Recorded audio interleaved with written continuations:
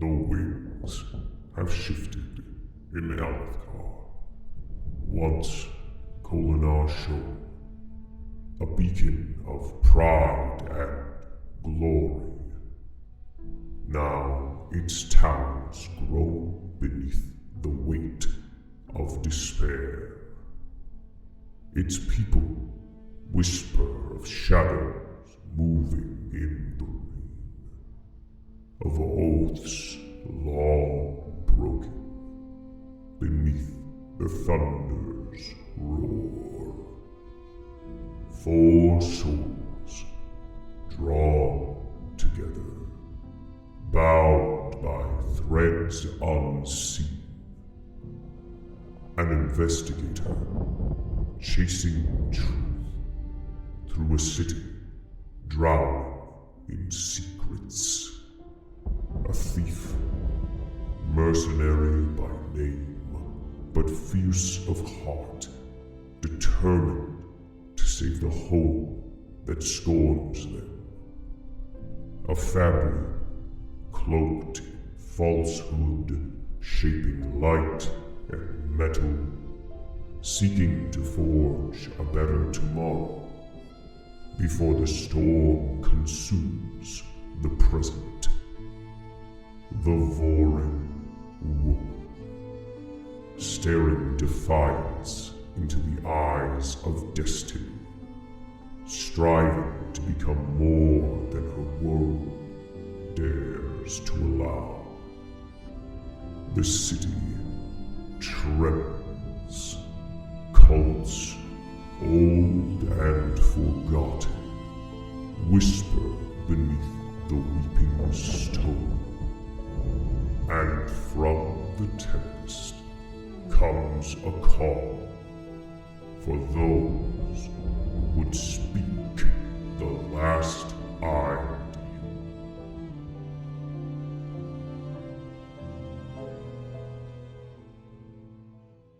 Hello, Internet. It is us, Another World Tabletop, coming at you with the Season 2 finale of The Last Ideal. Now, we're going to take things a little bit differently this evening. We're going to make some assumptions.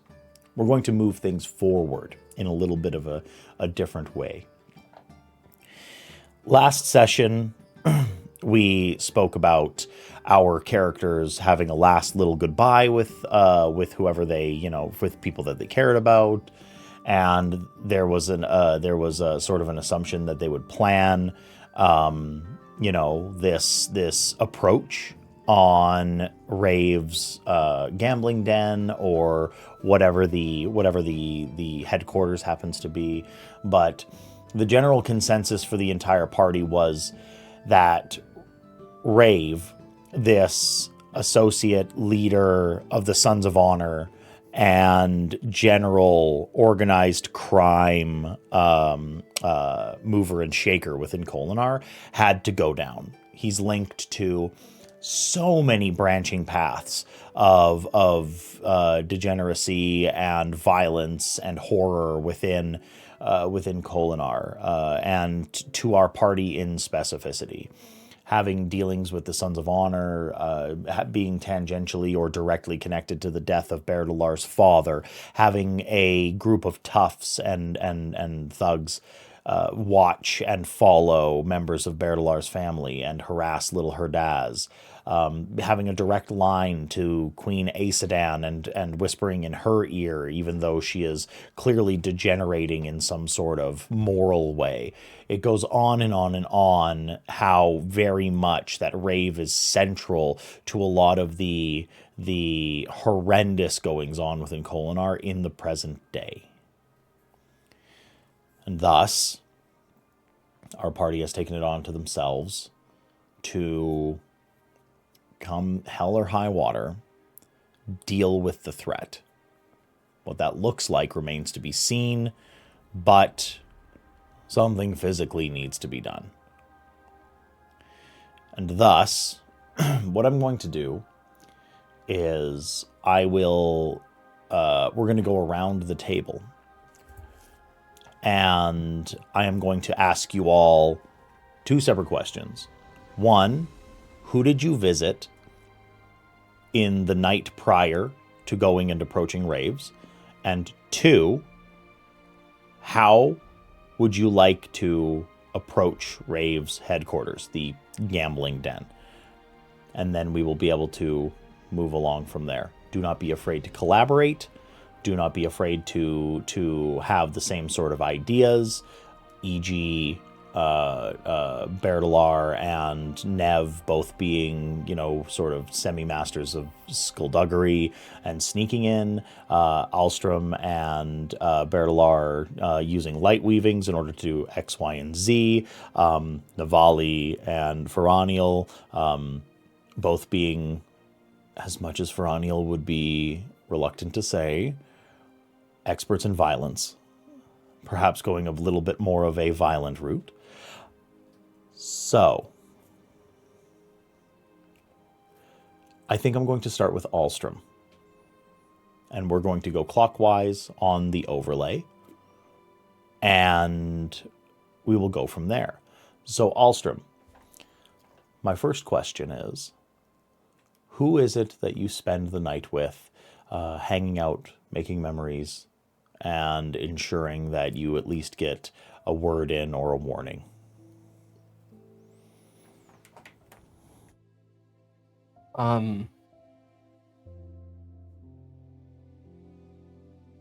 I go to Alshir and the kids, and have a nice meal together. I think we're all in the sheath though, right? Yeah, 100%. You are still all very much in the sheath. Okay, so if you're going to Alshir and you're going to be hanging with the children, then I would like you to make a discipline roll.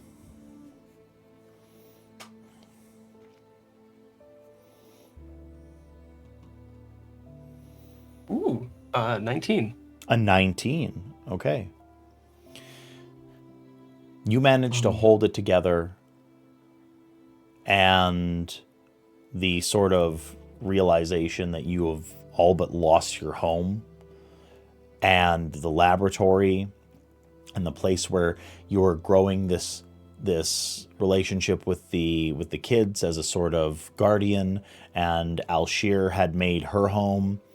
It doesn't impact you to the point where you feel more disabled about it.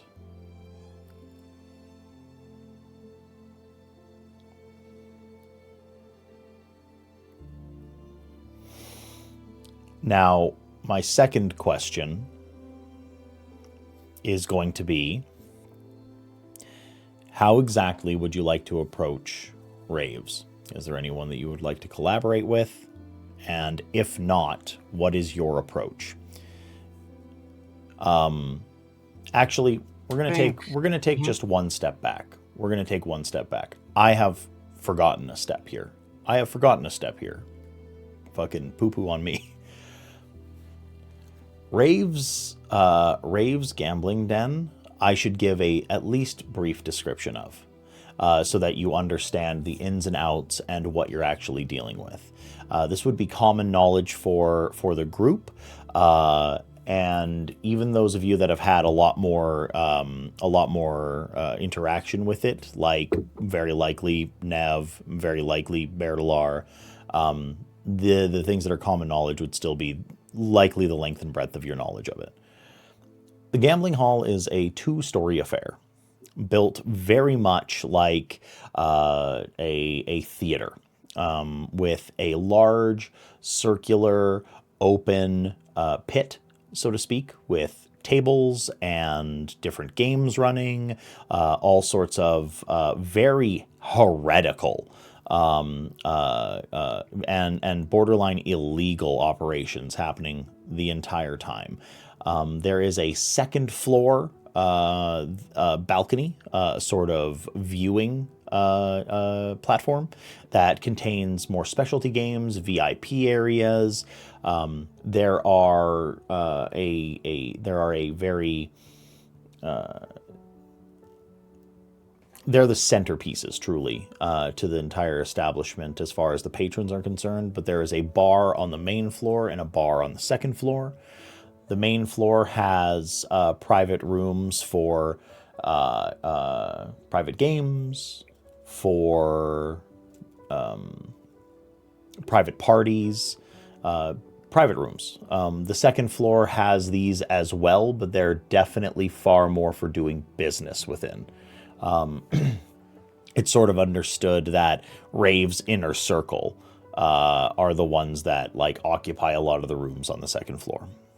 And other than that, the entrances are sort of few and far between.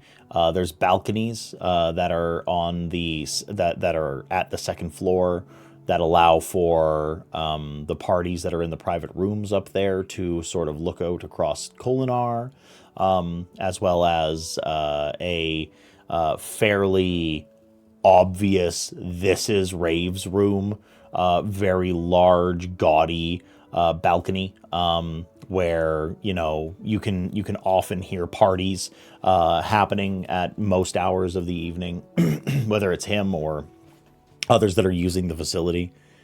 But that's sort of the physicality of it all. There's guards, large, strapping men from all sorts of walks of life, usually filter around the first floor. Local toughs, big strapping Alethi fellows. And then the second floor has trained guards. A lot of people talk about the reputation for Rave to have taken soldiers from the Shattered Plains that have finally returned home and using them as the bodyguards and the personal guards for the different chambers and nobles and et cetera, et cetera, et cetera. So they all wear very obvious uniforms. It is an incredibly simple ensemble. It's quite literally plain black, red armband. That's it. It marks you as one of Rave's. So, that being said, we will circle back now. Alstrom, how would you like to approach?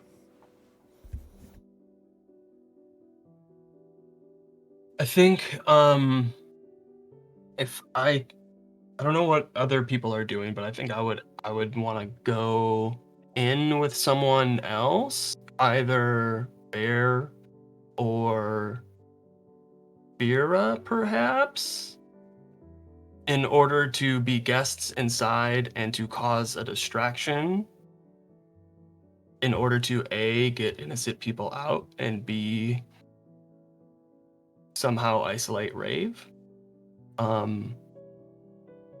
Yeah, I think that's what he would put on the table. Okay, perfect. And when you say that you're going in with somebody else, can I presume that this is going to be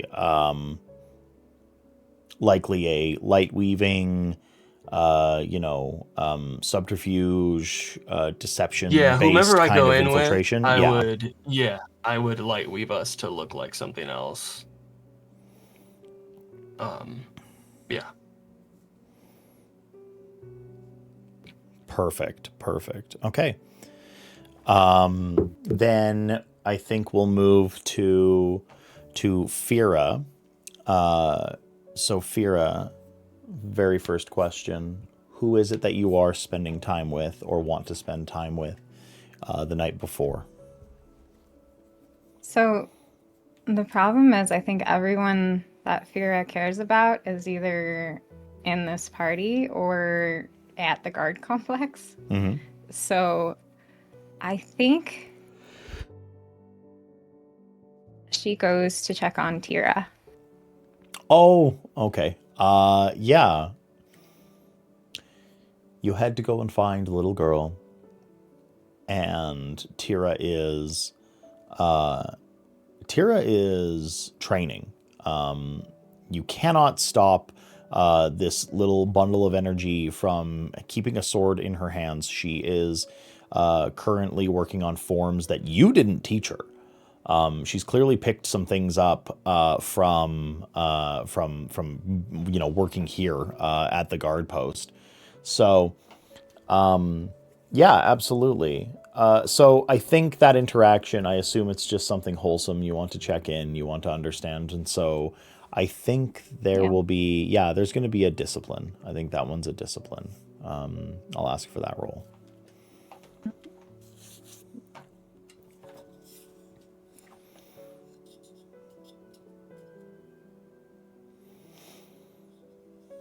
$13. A 13? Okay. Okay.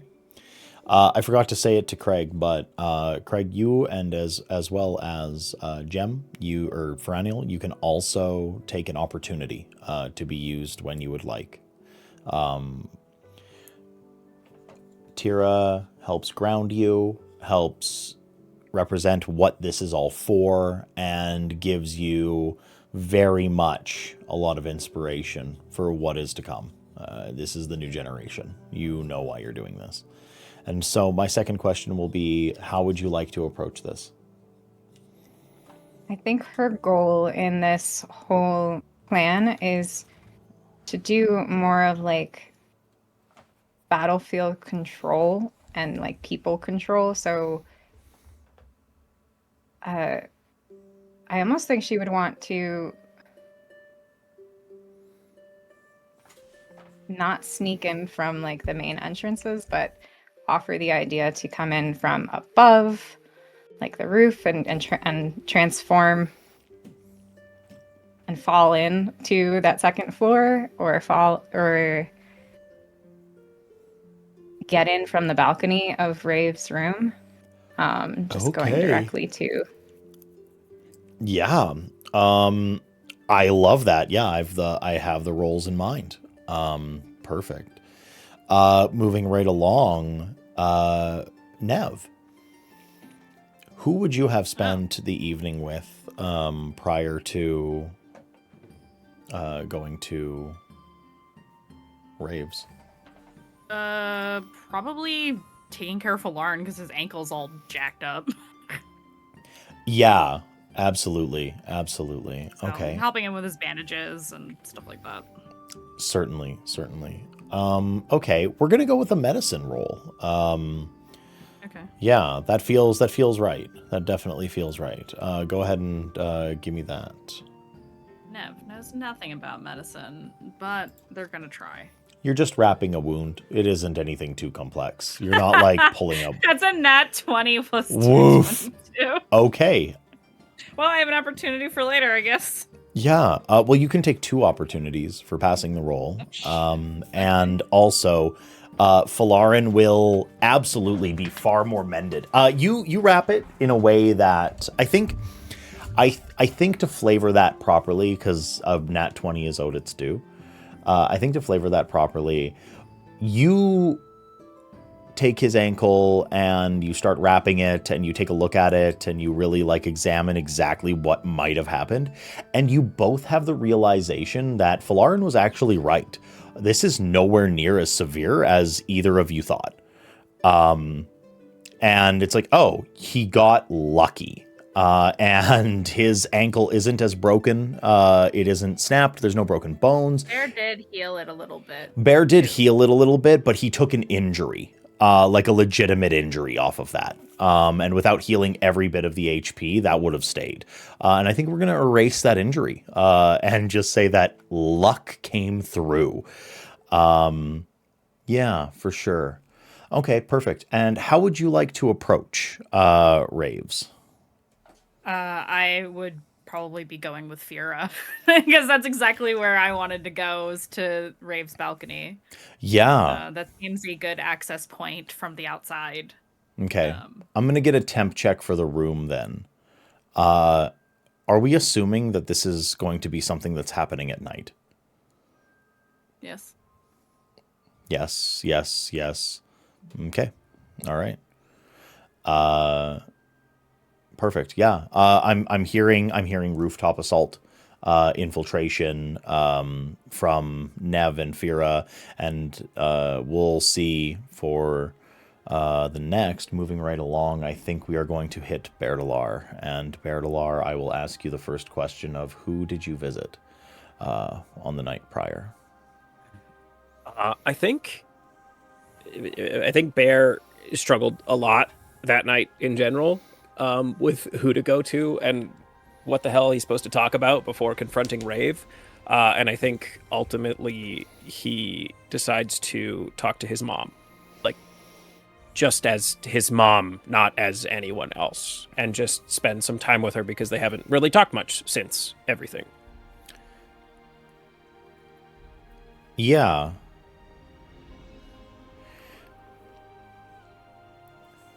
I think that's going to be a deduction roll. Yeah. Yeah, that feels right. 13. A 13. Okay. So you are a sort of, as much as this is a social call and a connective experience where you're just trying to speak to your mother, there's this slow creeping realization that sometimes things change to the point where it's hard to just talk to mom. And you have that recognition,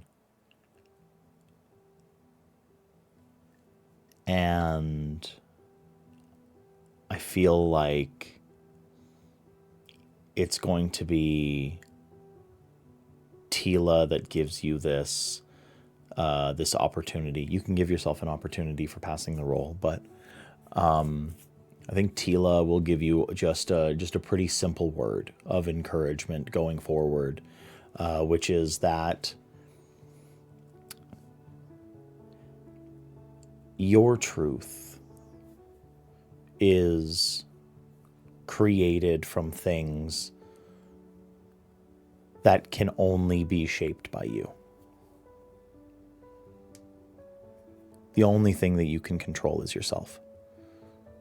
And thus, you get to scrape and pull and chisel the truth out of the world only by the sweat of your own brow.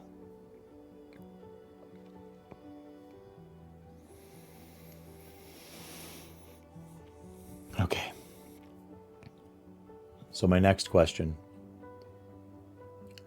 How would you like to approach Rave's gambling den?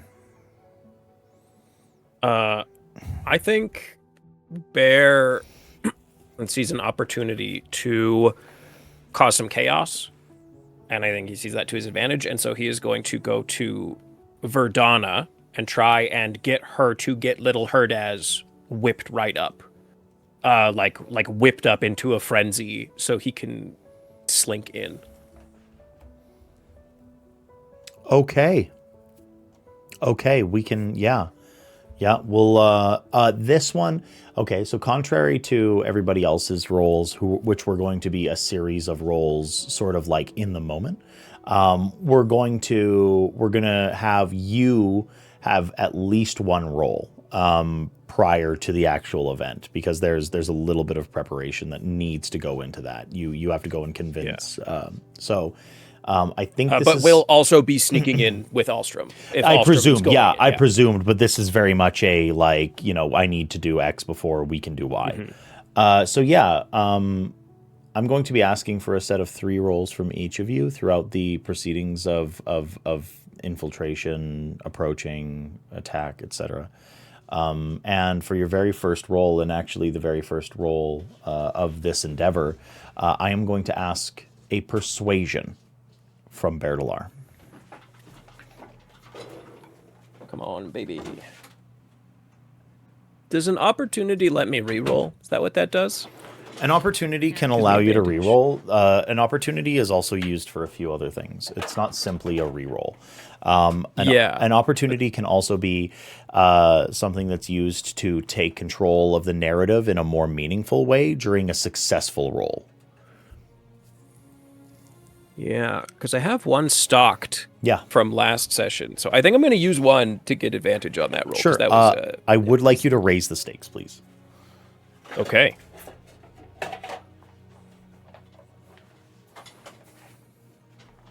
Oh, that's much better. So a 5 and a 6 are opportunities. So that's a 19 and an opportunity. A 19 is a pretty fantastic roll. So, Verdana herself is very prepared for this. She says to you as you approach, you head into the spark flicker. She says, Goncho, I've been trying to absolutely weevil dig out this disgusting man. And to be completely honest, I haven't had the stomach for it. Nor with the skills. You know what I mean? Like I'm a shopkeep. Like I run a bar. I ain't ready for something like that. So I think this is a public service that you doing.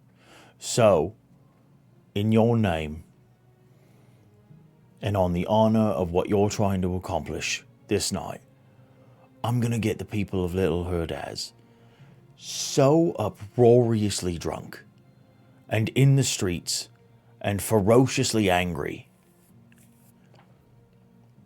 And I think we're gonna have a good old fashioned row. I think it's gonna be something all right.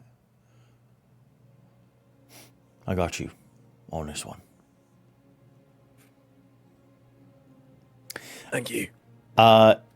And due to the success of that roll, things will happen and be different during the rest of the endeavor. So, here we go.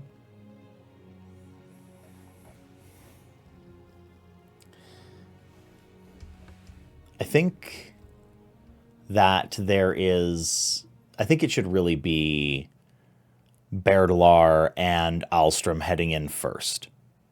Does that feel correct? Okay, so Here's how we're going to do it. We're going to do a set of rolls from Berdelar and Alstrom, and then we will do a set of rolls from Navali and Feraniel, and et cetera, et cetera. And we'll see exactly how this goes.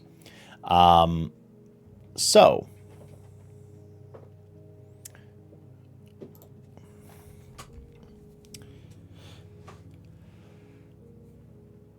I am going to ask from the pair of you. First of all, I'm assuming you're going in light woven. Or would you like to be yourself? Craig, mute. Oh, I'm so sorry. I didn't even notice you were muted. What if we look like a couple of old ladies? They'll never suspect us.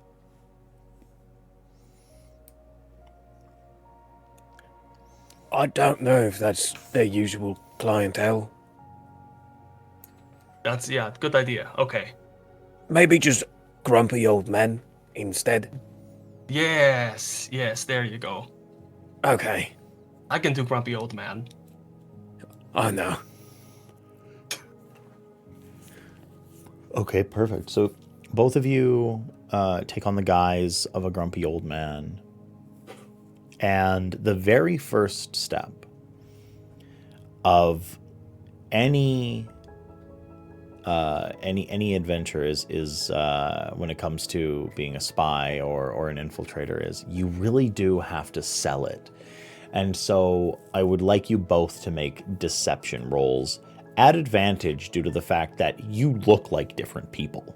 There's no way to really, you're still trying to act, like you're in place, like you're supposed to be here, but truly, So both of you enter in through the main doors of Rave's gambling hall. You know, the sphere lights and the sounds, the music that's playing from the person who's, you know, playing one instrument or another in the corner. There's dancing happening at near one of the bars, etc., etc. It's very much a party scene.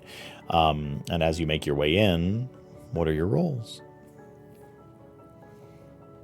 Bad for me. I rolled a 10. A 10. Okay. 16? A 16. Okay.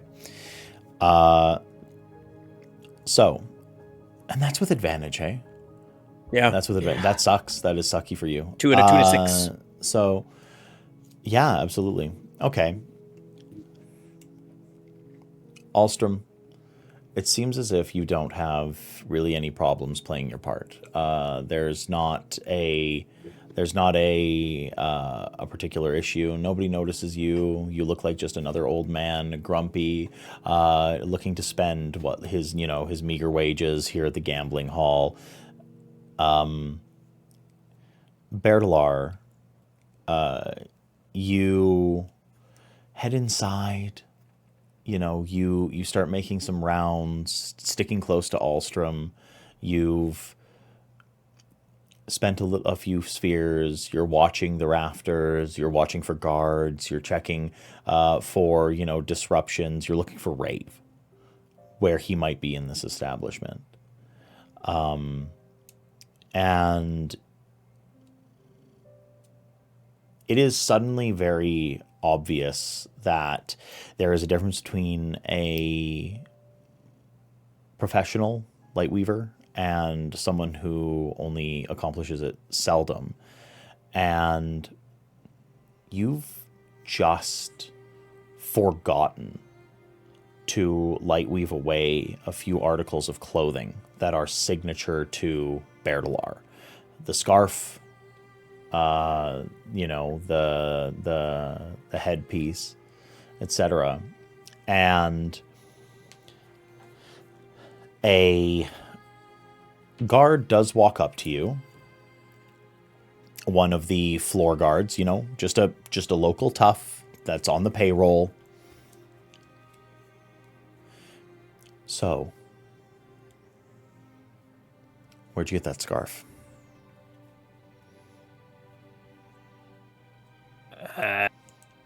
Found it. That scarf belongs to a man named Bertalar Jur. And we're supposed to be watching for him. Oh, yeah. Well, I'm sorry. I didn't tell you the whole truth. A gentleman gave it to me a couple blocks down and asked me if I'd wear it in here.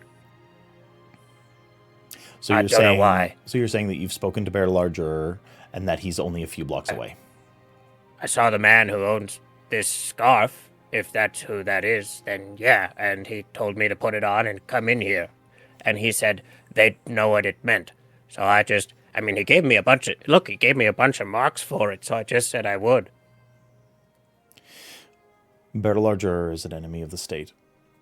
He's a heretic. He's an enemy of Rave. And he's a dangerous man.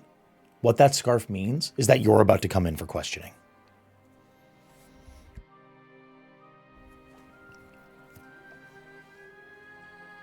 Okay. And he... Are you gonna beat me up? I think it's best that you just come with me. And he, like, grabs you by the back of the shirt. And it's there that we are going to shift over to Nev and Fira. Oh no. Yeah. Okay. So storyteller, in previous episodes, Yeah. we have established that there is like a higher up building directly across from directly next to or slightly across from Rave's gambling house, I think. There Right? 'Cause that was yes. where Yeah. Bear was staked out when Nev came and found him in one of the interludes. Yeah. Right? That's some season 1 references for you there. So Is there an advantageous way for us to get onto the roof without doing it from the ground level? Yeah, because I can't fly. I mean, I couldn't help you with that. Theoretically. if you start sort of like asking these questions out loud and thinking about these questions, Jez pipes up pretty immediately and just says, "You know, there isn't a single bit of gravity holding you down if you don't want it to. And I think the time might be over for worrying about being seen, leaping from one place to another. You and your friend could very easily jump from this rooftop over to the top of Rave's gambling den. It's the dead of night. Okay. In fact, you could go straight up and come down from a vertical. Okay. That's me above table. All right. Yeah, I guess Nev would do that, lash them both up just enough to get to where we want to be. Okay. Because Nev would have scoped it out, like, to see where the guards were, to make sure we're landing in a spot that doesn't have guards, whether that is on the roof or on the balcony directly. I'll leave that up to you. I'm okay with either of those. The balcony, Rave's balcony in specificity, as you watch it, definitely has guards upon it that come out routinely. They aren't always present. They definitely like make their rounds. They come out. They like have a smoke. They hit they smoke a pipe for a second. They have a little nip of whatever they're drinking, and then they head back inside. And the balcony is the second floor, so it's pretty close to the roof, right? Absolutely. Okay. I would like to lash Fira and I up when either on a part of the roof that doesn't have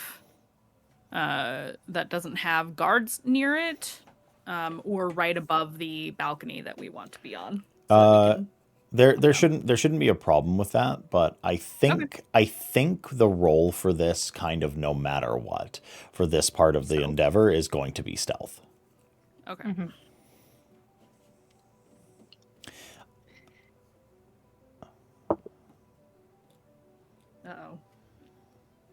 I'm gonna use one of those opportunities now. So am I.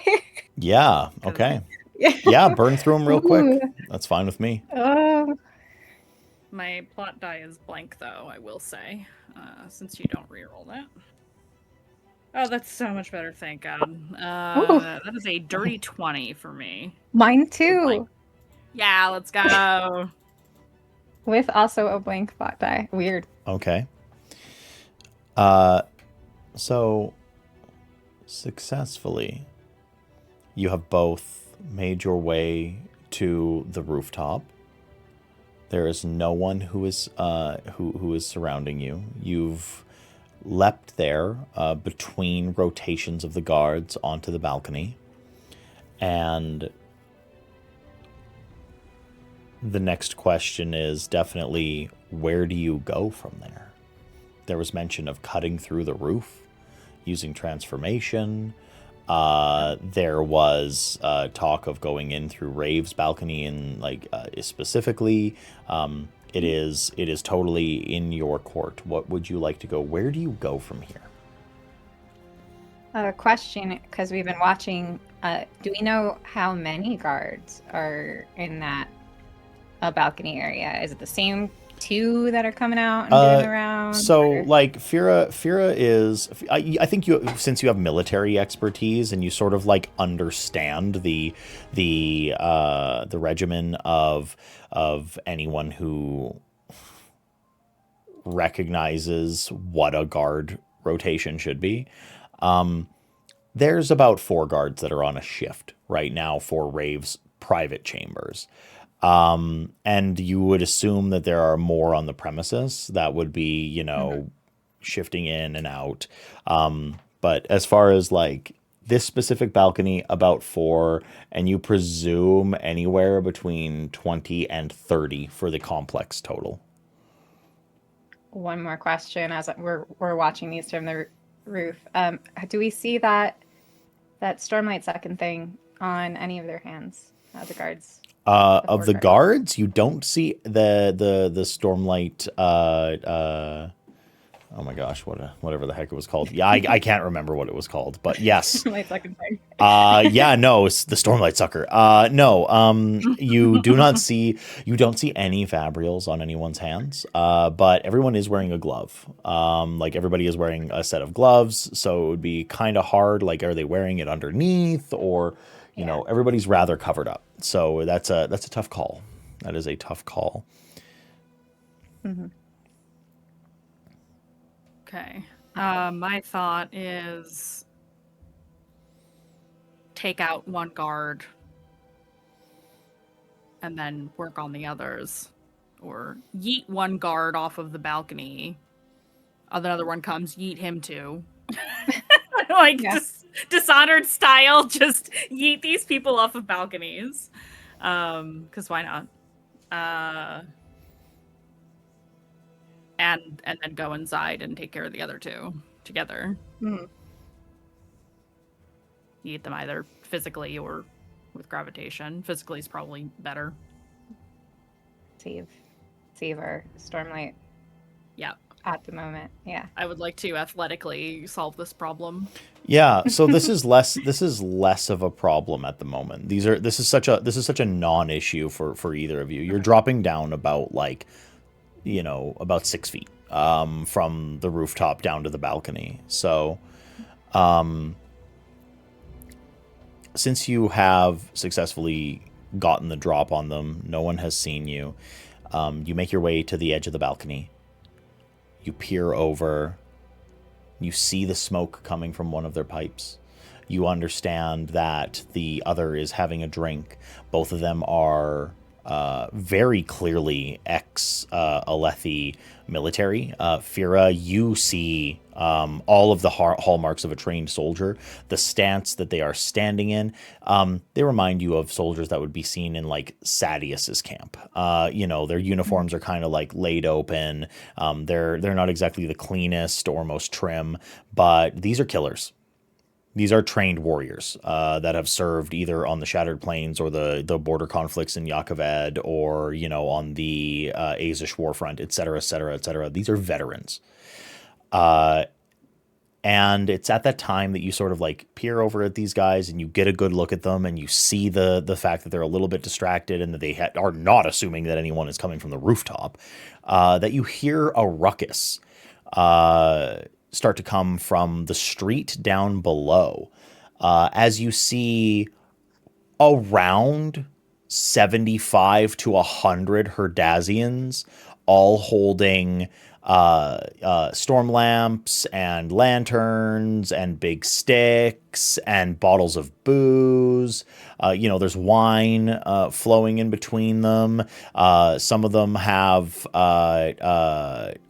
spark flickers, like an aggrandized version of a spark flicker in their hand, and they're just like raking like big gouts of sparks across the street from the flint that they're holding in their hands. This is like a Herdazian mob that is angry about something.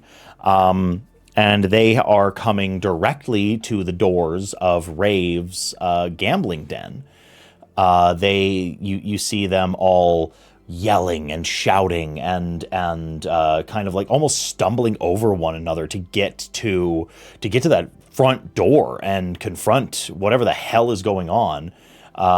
And then I think we're going to shift back inside.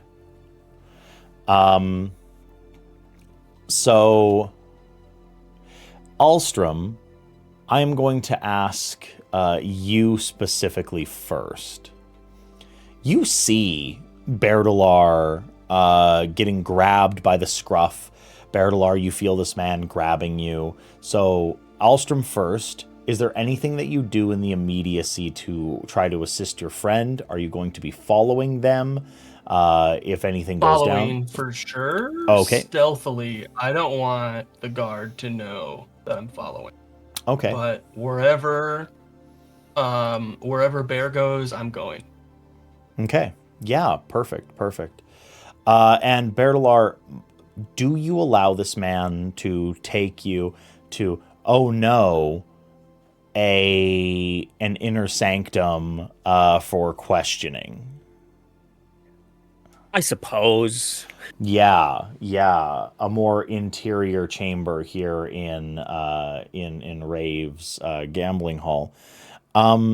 Okay, cool. So we'll have to do this a little bit in 2 stages because you're splitting up in sort of practice a little bit, but not really. Alstrom, that is going to be from you, definitely a stealth. You are very much attempting to tail these two to wherever they are going.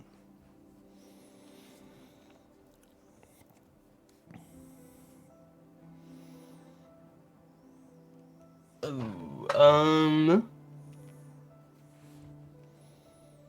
7. A 7. Okay. So Bertalar is being taken into a back chamber. There's a short hallway with a few doors that lie on either side of this hallway leading down. Clearly some either private rooms or staff rooms or just inner chambers for various criminal deeds. He slips inside of this door, pushing Bertalar before him.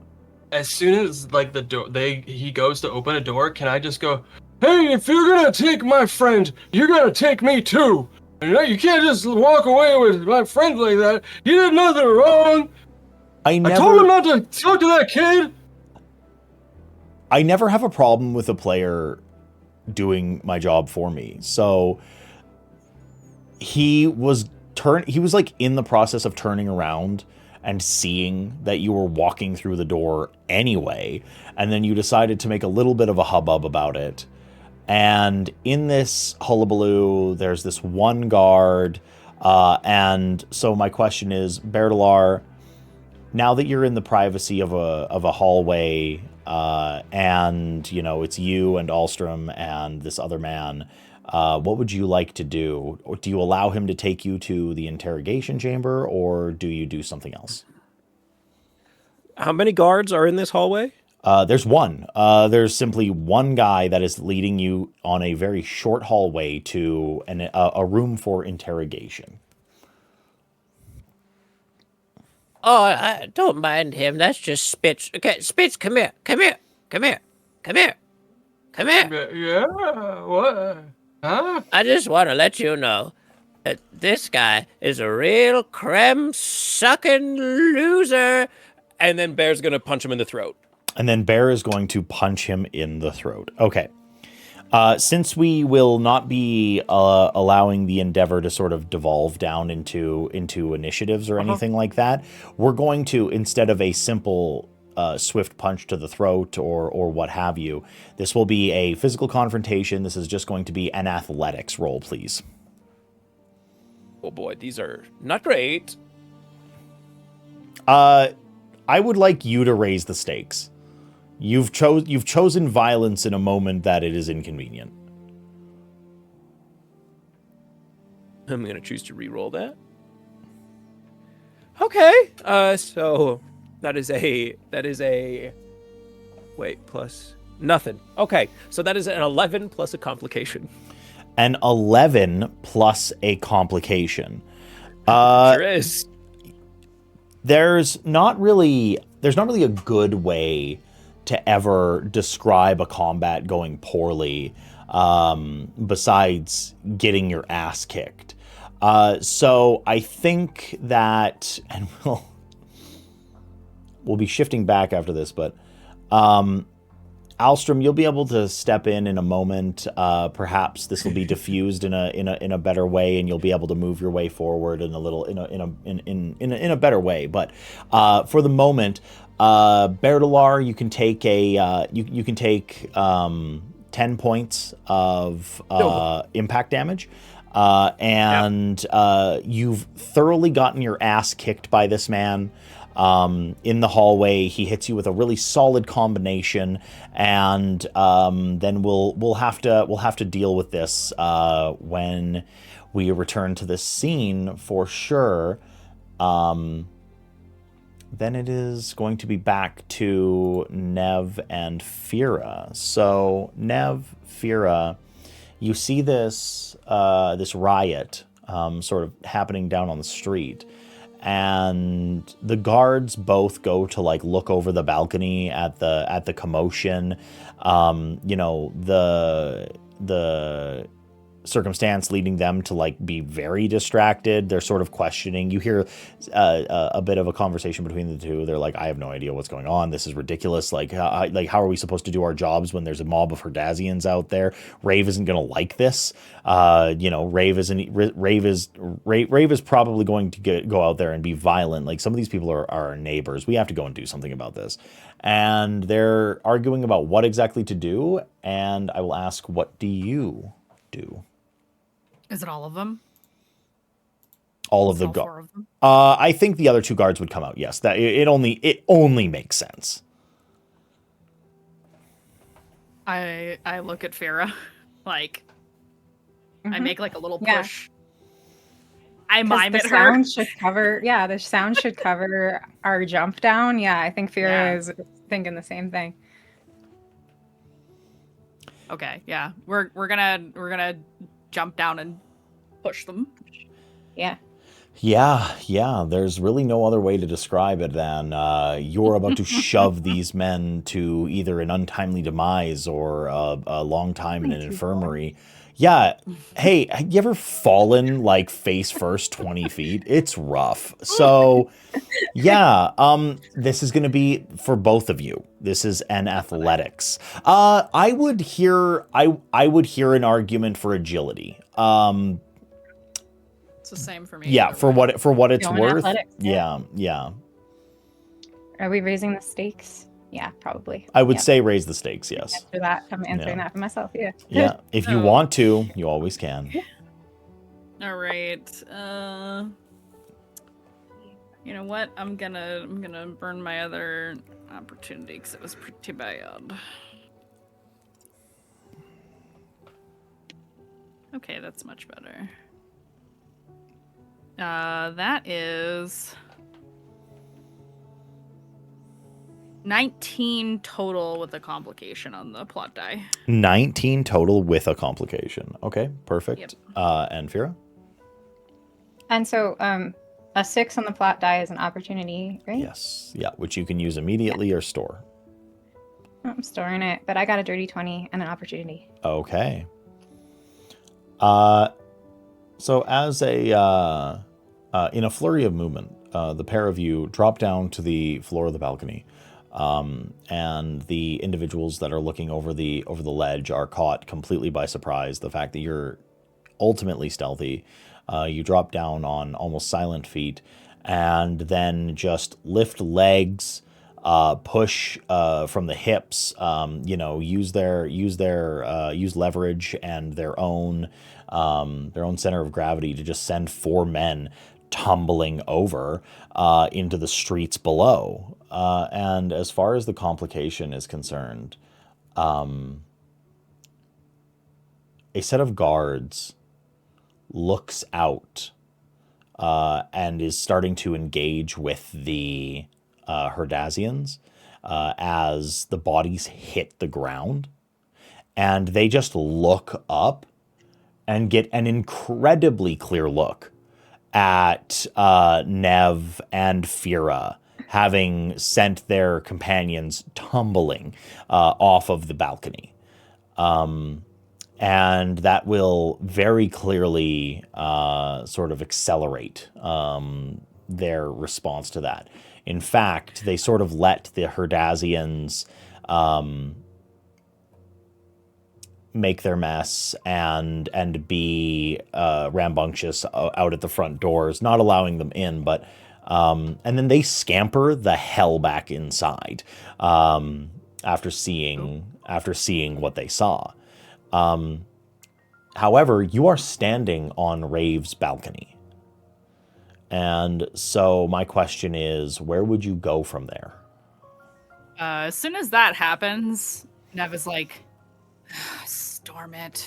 Let's move. We're gonna have to fight our way through. Mm-hmm. Yep. We're gonna So move. inside? I would move inside with Fira. Okay. You head inside, the doors being unlocked due to the fact that they were supposed to be guarded by the 4 guards that were on the I grabbed one of outside. the bottles off the table. I'm gonna use that in a second. Sure. And Rave is not present within his office. You think that there might have been more of a guard retinue if that were the case. But you see that it's his private office. There's maps and there are documents, there are books, there's all sorts of heretical materials that a man shouldn't be reading, cultural faux pas. There's a heat fabrial sitting in the corner. There's all sorts of ledgers and several large lecterns that seem to contain, from the cracks that are inside of them that are glowing, they seem to contain various amounts of spheres. This is his private office. But I'm not sure this is exactly what you're here for or where you want to linger. So what I will ask is there any one thing in particular that you want to take as you go and hunt for Rave in other parts of the gambling den? From his desk? Sure.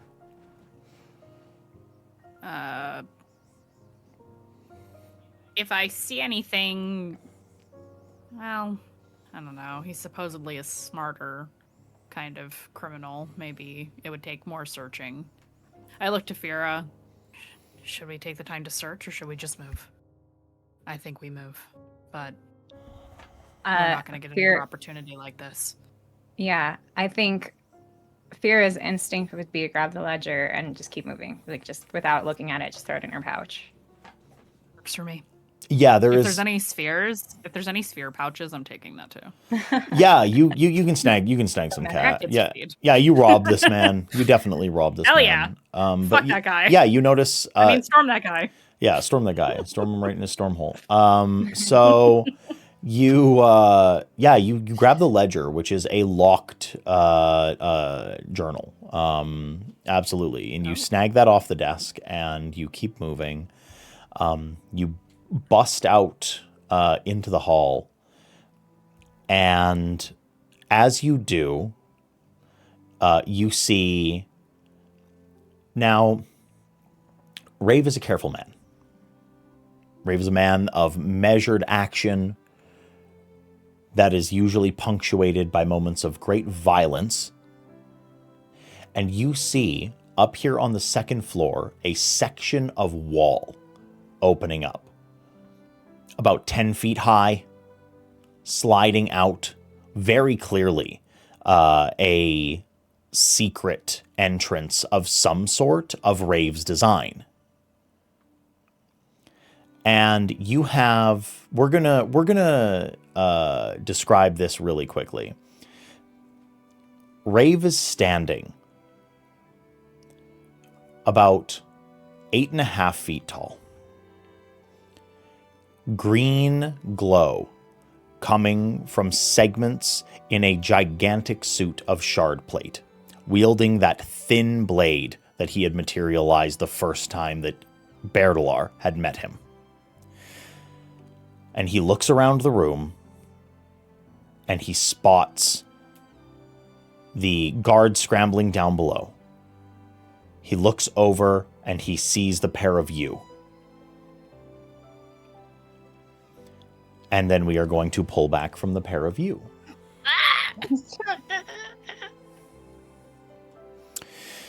Okay.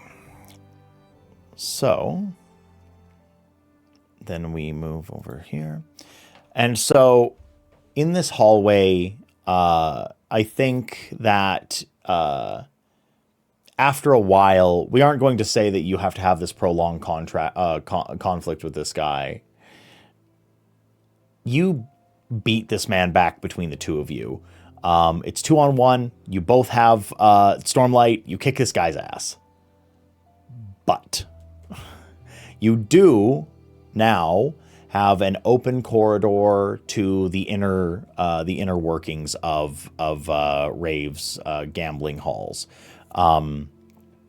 So my question is, what is your next step?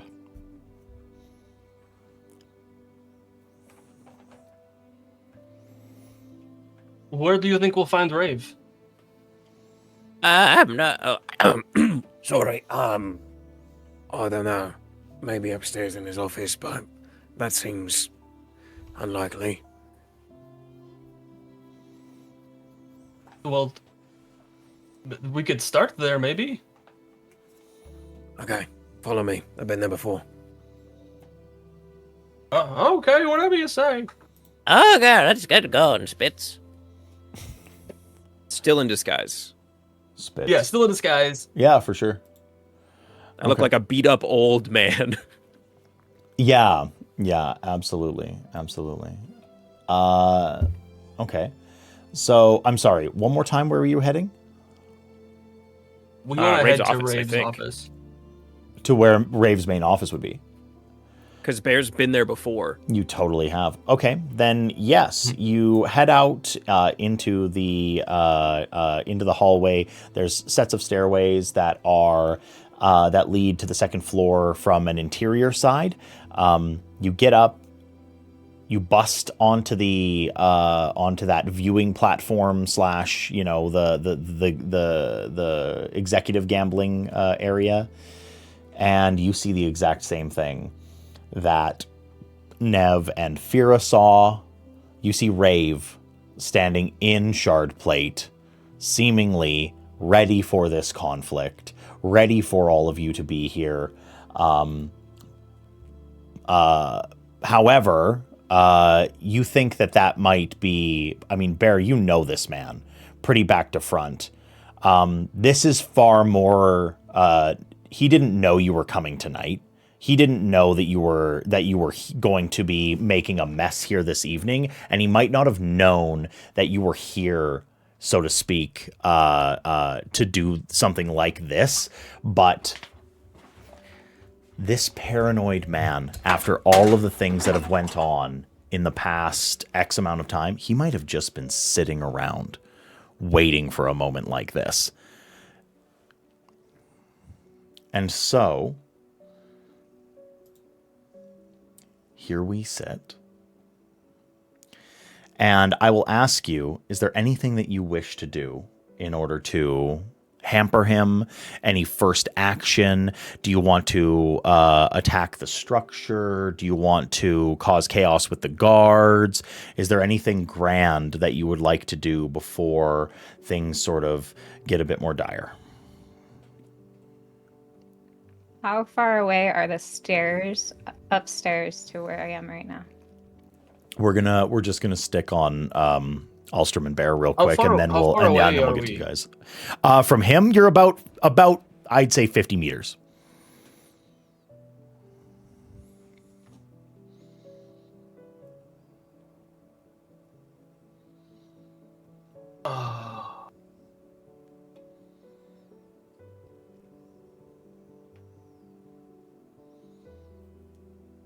I guess just enhance. Yeah, if you're just trying to get ready, absolutely. Yeah, I don't.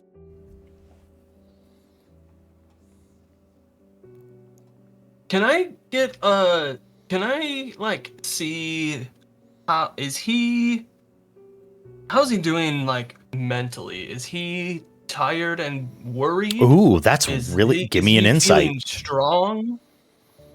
Yeah, give me an insight. Actually, that's a good one. 14.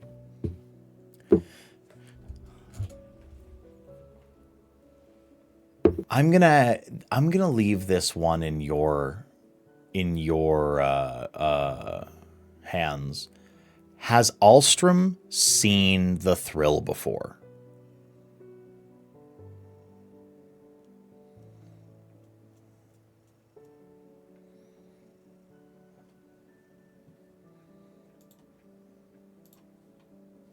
I guess I have one follow-up question. Has it happened to anybody that we've fought before? Bright Lord. Yes. Cosmere. Bright Lord Tasmir did have the thrill running through him. I don't think he would recognize what it is, but maybe that something's off. Okay. Then That's you... but not knowing that it's... Yeah, certainly. Supernatural No, overview. certainly. So I think what I'm hearing is that you understand that there's something off about him. There is, there's something weird, and more specifically, you see anger spren pooling at his feet. You see far more rare confusion spren popping up around his head. And the shard blade that is in his hand, it's flickering. Like in and out of existence? Like, or like to perception? mist to solidity, to mist to solidity. There is some sort of disconnect happening here. He's wearing shard plate. He has a shard blade in his hands. The shard plate looks sleek. It isn't as bulky as some of the gigantic shard plates that are worn by like the Kholins. But yeah, it's glowing kind of a sickly green. And the blade is flickering in and out of existence, and you're not entirely sure what any of that means at the moment. But if you get a bit better of a look at it, perhaps, unfortunately enough, get a little closer, there might be something that you can do as far as crafts roll, like a fabrial sort of situation where it's like, why are these things happening? Okay, cool. So that was your roll. Bear. Does he see us yet? No, he's very much looking at Fira and Nev. You also look like two old men. And thus, he isn't paying a terrible amount of attention to you. So yeah, no, has not seen. I'm going to light weave a new disguise. Okay. I'm going to light weave into the shape of Borodinger. I will light weave into my father. Oh. Okay. That doesn't take a roll. That's not an issue. Is there anything else that you would like to do, or are we just going to kind of let this lapse? I think I'll light weave. And then I will take a couple steps away from Old Man Alstrom, so that it doesn't look like we're walking hand in hand. And I'm just going to Rave, you're gonna have to try again. Rave spins. His unhelmeted head meets your eyes, and you see a Rave on a regular day may be able to understand that Bear Larger is a light weaver, can create illusions, in fact has done so in front of him. But there is something wrong in the eyes of this man. And he very simply looks you up and down. His eyes go wide. And you see fear. Fear spren popping up around his feet. The anger starting to bubble and die down. And then shock spren start bursting all around his head. And I will ask from you, though, in a far more mechanical way for, I think that would be an intimidation. I think that's valid. Yeah, it's less. It's deception makes sense because you're lying, but intimidation because the wanted effect is like fear, panic, and shock. Yeah. Would this be an appropriate role to raise the stakes on? You can always ask to raise the stakes, and yes, and also yes. Oh, that's quite good. Oh, that's quite good, but also bad, but also very good. So that is a 25 with a complication. A 25 with a complication. Okay.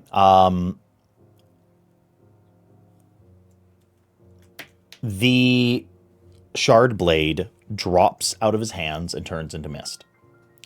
And then he starts walking, then running the few steps that it takes for shard plate to get towards you. And you see wood start to splinter underneath the weight of the boots, and he's making a full run at you.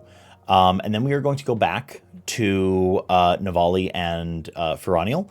And since you do see this, he walks out of this room, the secret door opening, and then you hear the voice of a Herdazian man, or sorry, not a Herdazian man. I forget the ethnicity of Bertalar's father, but no, he is he's straight Alethi. That's yeah, okay. That I figured. I was like, was he Vaden or was he Alethi? That's what I was caught on. But and then yeah, you hear the voice of this man, and then you see another old man beside them. And I think deduction would lead you both to understand that like this is Bertalar and Alstrom. They've sort of pulled the rope-a-dope too many fucking times at this point for you to see two men that look out of place not be your allies. And the Alethi guy also looks a lot like Bear, like almost the spitting image with a slightly different skin tone. Yeah, certainly. So my question is there anything that you would like to do? I have a feeling I know what Nev would like to do, but yeah. Well, Rave turned away from us in that moment. Yes. So yeah, I'm I'm gonna yeet. Hell yeah, I'm throwing the bottle at this guy. I said to myself I was gonna throw it at the next enemy I saw, and Rave's it. So that is. Where is it?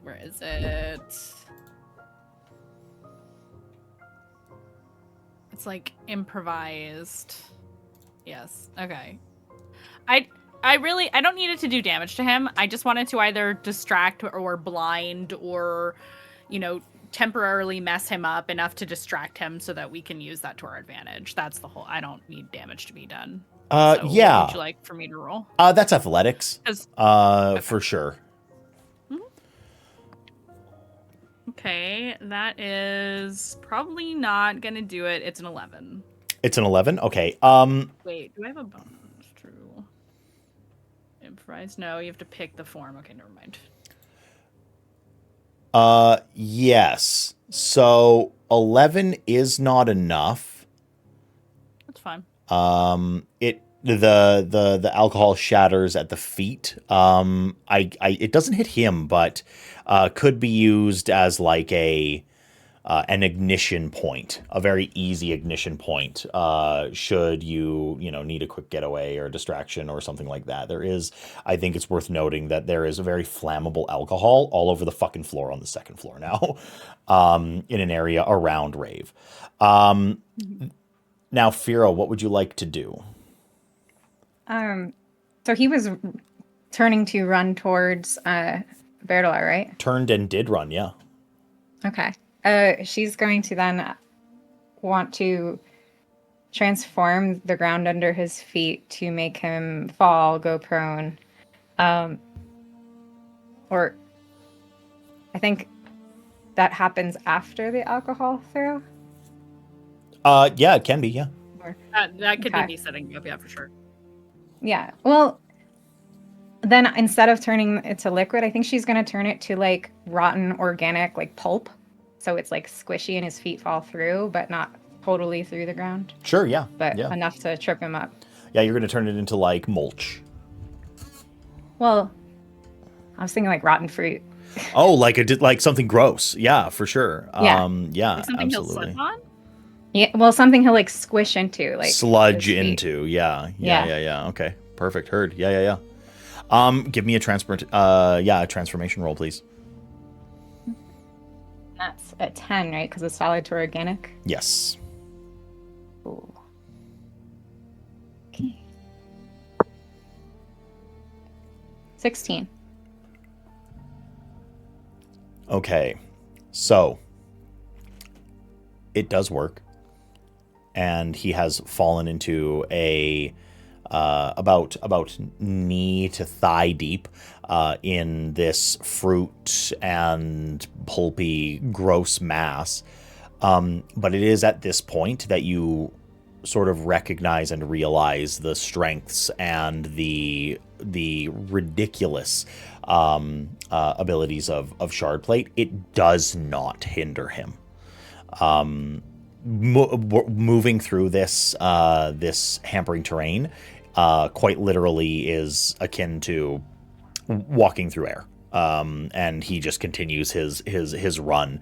The momentum might be a little bit different, but it's nothing that's actually going to cause an issue for him as a trait of the shard plate. And folks, as Rave is bearing down on Berdalar, fists raised and ready to strike him down, that is where we are going to take our human break. Stick around. Tell your sister, mother, brother, tell your closest friends, your AP loving pals at the local library, that Another World Tabletop is live on the internet telling Cosmere stories, and more importantly than anything else, please tell your dog that we love them. We will be back in 10 minutes. So don't go anywhere. Hello, Internet. We are back. We return to a very, very intense moment. Covered in shardplate, strangely enough, a person who has never really painted themselves as a warrior, that has never really painted themselves as this grand fighter on the scale of a Shardbearer, Rave, has now made an appearance out of a secret door as someone wearing a full shard. A full set of shard plate, as well as a now disappeared shard blade. And so, we are actually formally going to enter into initiative at this point. That is where we sit. Now, if we recall exactly how that goes, it is a fairly simple process of declaring whether you are taking a fast round or taking a slow round. After declaring that, we will speak on who goes first in that, usually as a simple negotiation between players, and then we will go forward into the enemies and NPCs and etc. So, my question is, we will go round table. Alstrom, are you taking a fast or a slow round? Slow. Fira? I think fast. Okay. Nev? Fast. Berdalar? Fast. All right. So, Nev, Fira, and Bear, you will all go first. Would you like to have a negotiation on who will go out of the party here? He is going to hit me. I would like to go first. Well, I think Fira's urge to protect might help you Fair enough. going first. Go nuts. Okay, Fira, you were on deck. Because she's going to use her through the fray action to give you the ability to gain advantage as a reaction. Okay. Perfect. Yeah, so if you'd like to use your Yeah, and that lasts until the end of my next turn. Alstrom, you took a That you slow have the action, ability to correct? do that. I'm so sorry. Yeah, okay. So Alstrom took a slow action. Yeah, I was pretty sure. Okay, perfect. So you've used the through the fray. You have one other action. Yeah, I think she's going to enhance. Perfect. Yeah, absolutely. Yeah, Yeah. you increase a few of your stats, and that is that. Breathe in a little bit of stormlight. Feel that rush through your skin. And then I think, all right, and then it would make sense for Berlar to go next. I will enhance. For sure. Okay, you have one other action. How far away is he? He's at me, right? He is within striking distance. Yes. Yeah. Okay. Great. I will draw my sword, as there's nothing better to do, and I will swing. And as Rave is my quarry, I gain advantage on all attack rolls against him. Okay. Hey, that's not bad. What do you get to plus 5? 17. A 17. Okay. A 17 does hit. Now, something to be said about shard plate is that it does not actually add to the armor value itself. It simply adds a very large deflection.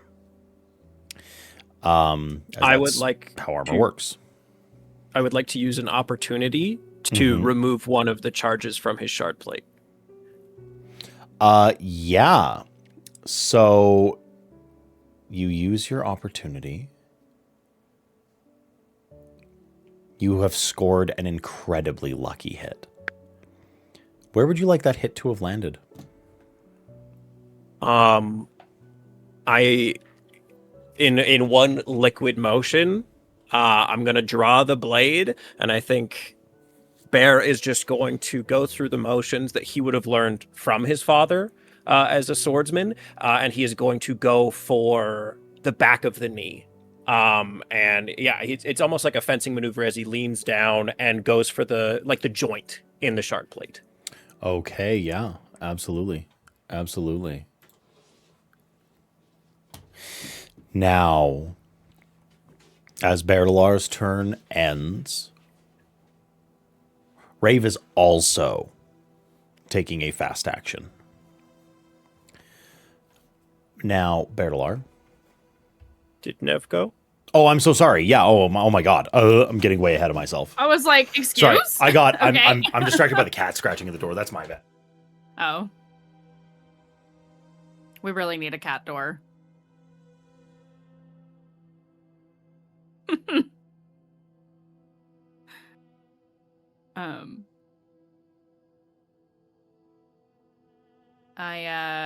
Okay. So Rave is right in front of Bear. Fira and Bear are intercepting. So you're muted. Yes. Okay. So I'm gonna use my longsword. I know I really need a shard, but I'm gonna try to go for... Actually, you know what? Instead of that, I'll have the blade ready, but I'm gonna cheap shot. I'm going to enhance and cheap shot. Okay. So let me remove one investiture. Cheap shot. I attack with thievery against cognitive, raising the stakes. If I hit, cost me a focus. If I hit, he's stunned. Okay. Yeah. That is a total of 17 with an opportunity. 17 absolutely strikes. And he takes 6 impact damage also. Okay. He'll take the 6 impact damage. You find one of the very, very, very small gaps inside of the shard plate. And this cheap shot lands as a blow to the back of the knee. And he hits the deck and Yeah. So he's considered stunned. Am I correct? Yes, he is stunned until, I believe it is until the end of his next turn. Yes, That will end of their next turn. That will rob him of his action. Absolutely, because he was taking a fast turn. That does mean that he is robbed of his action. So, question: enhancing was a free action. I used cheap shot. That's a single action. You'll have one more. I technically have another one. I think enhance is a single action, isn't it? No, it is a free action. The first think time it- it's an action. To keep it going is a free action. Yeah, to maintain it. It just says free for me. It says, hold on. Spend one investiture. It doesn't say 1/free. It just says free on mine. So I'm gonna ask the GM ruling on that. Yeah, give me one moment. I can find out very quickly. I believe the cheat sheet also states that it is a free action. Okay, so we are looking at the enhance action. Correct.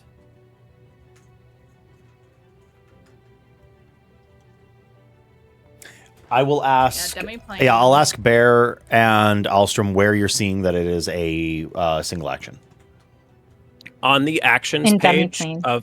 on demi-plane, it shows it as a single action to initiate enhance, and then if you open it up in the rules, it says later it says you can spend one investiture as a free action to maintain these conditions until the end of your next turn.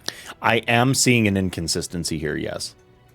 Yeah, because Demi-plane, I don't see that. regenerate has the triangle that's empty, indicating it's a free action, but enhance has the triangle that's full, indicating it's a one action. Yeah, so And we'll Breeze go. Stormlight has the two triangles, Mine. but it might I be don't different know. for you. I don't know. Mine just says it's free. I don't see an option with a dark one, even if I turn it off and turn it back on. I So am. I will Yeah. leave that up to GM Then maybe ruling for you, whether it's I can different. attack or not. Yeah, I don't know. I'll have to look it up. Yeah. As I go Might be a to Windrunner thing. one sec. As I look in the actual action section of the guide, it does not have that. Oh, there it is. Yeah, it is an action. Activation is an action. Yep. Absolutely. In the Okay. in the description. Then nothing. Then my turn is over. Nothing else on my turn. That's it. Yeah, absolutely. I am going to do one of these. Certainly. It will be him in just a moment. I'm gonna look that up on my end though, because it still says free action on my demi-plane. Yeah, super, super fair. I'm going to just drop this really quickly in here. Bing, bang, boom. That is right in the campaign notes. Really quickly. That is directly out of the rules. Right next to the word enhance, not in the description, it says action, which is where every other one is actually said. Yeah.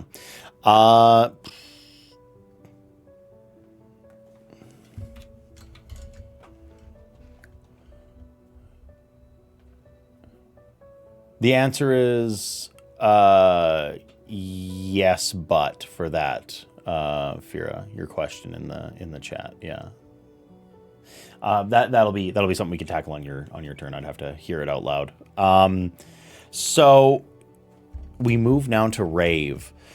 Rave is absolutely bearing down on Bear and then catches a savage attack to the back of the knee from Nev, and hits that knee and is fully robbed of his entire round. There's no other way to say it. He loses his entire round off of that. He was taking a fast action, and stun leaves you with one action if you're taking a slow action. He does not get anything.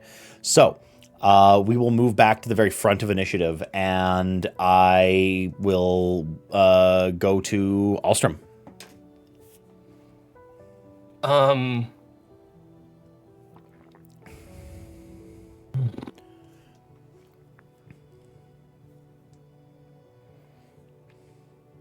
Can I reach? Can I get up to him? Where everybody is? They're Yeah, all up in melee. absolutely. I wanna. What's the floor look like? So the floor is made out of wood and stone. Stone structure with wooden supports. And there is a sizable area. I think it's a 10-foot cube. What is the size of the area that you turned into slop, Fira? 5. I'm at 5 feet right now. Yeah, I it's believe, probably for a anything. 5-foot square of slop. So you've turned that into slop, and there's that area there. Then there's also a small area of very flammable alcohol that is adjacent to Rave. Other than that, that's the floor. I guess I want to turn whatever he's standing on into something else so he falls through the floor. Oh, you want to send him right through the floor? Yeah. Okay. Yeah, absolutely. What were you thinking of turning it into? Well, that's what I was wondering. Is it stone or is it wood directly underneath him? I think I actually got it backwards. It is wood with stone supports, not stone with wood supports. So the floor of the place is made out of wood. Okay. Mm-hmm. Yeah. Can I just transform the wood into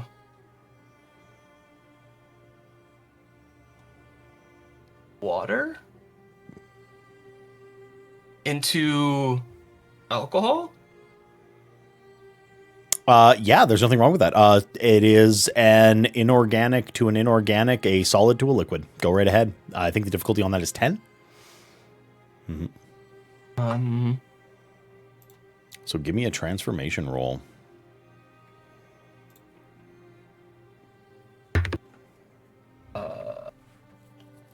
Can I use my opportunity to reroll? Yes, you can.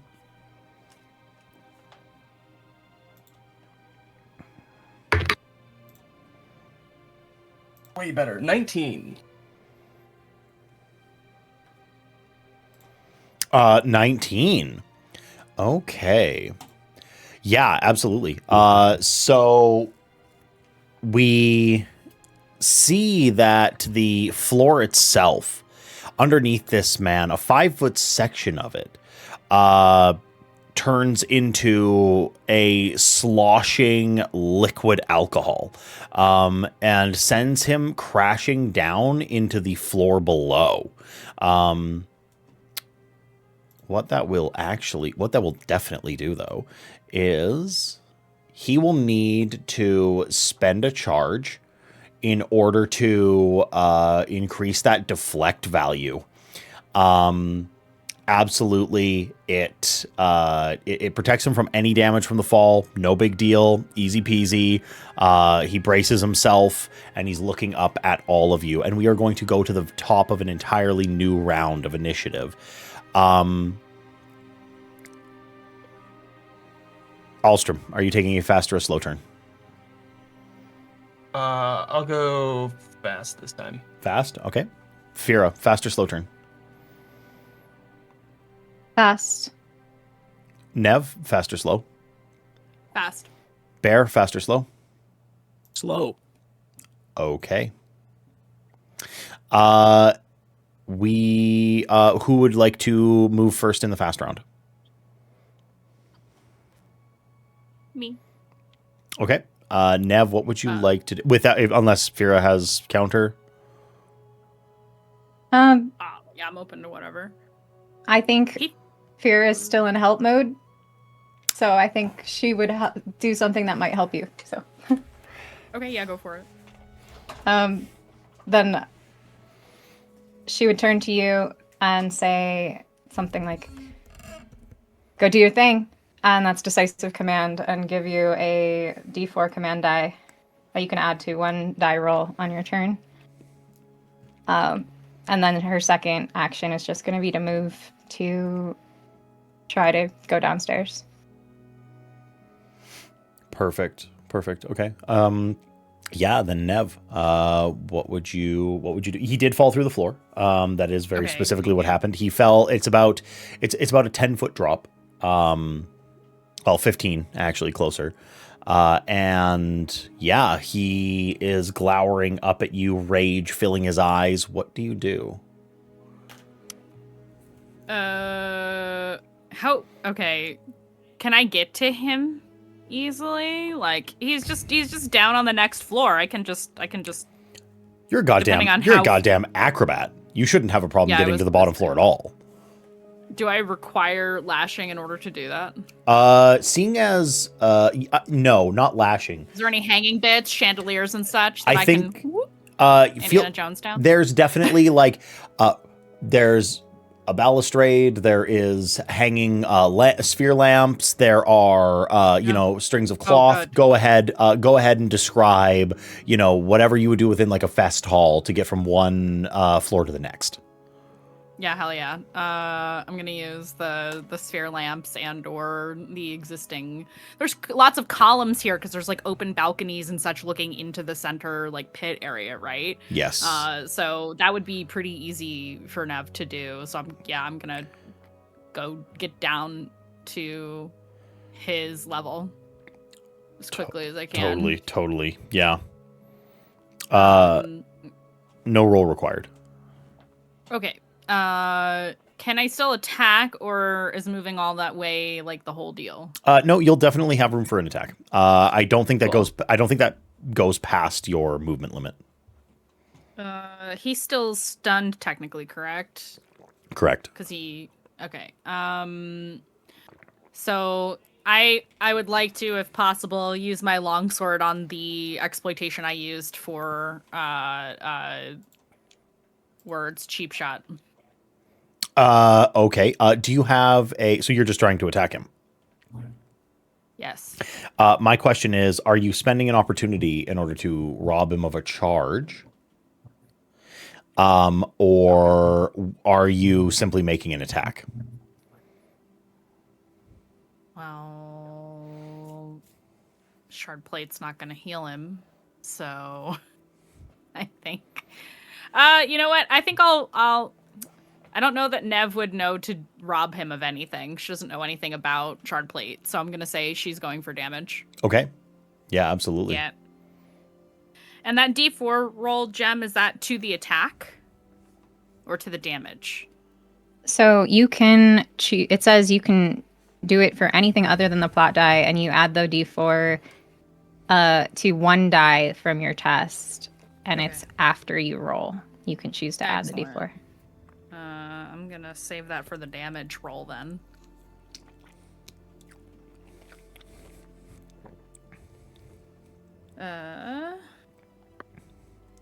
Okay, that is a what's my bonus to this? 16 and a blank to hit the vulnerable spot under his knee. A 16 does hit. Feel free to roll damage. Okay, that is 1d8 plus 3, but I'm gonna do 1d8 and 1d4 plus 3. Nice. That is 8 damage, so max keen damage on him. Max keen damage. Okay. So, Yes. Shardplate is a motherfucker. Yes. And you do end up drawing a bit of blood by nicking through one of the gaps inside of this armor. One of the places where light leaks from, or specifically, I guess, the back of the knee. And yeah, it is a visible amount of damage, but it doesn't seem to be much. Okay. And I have one more.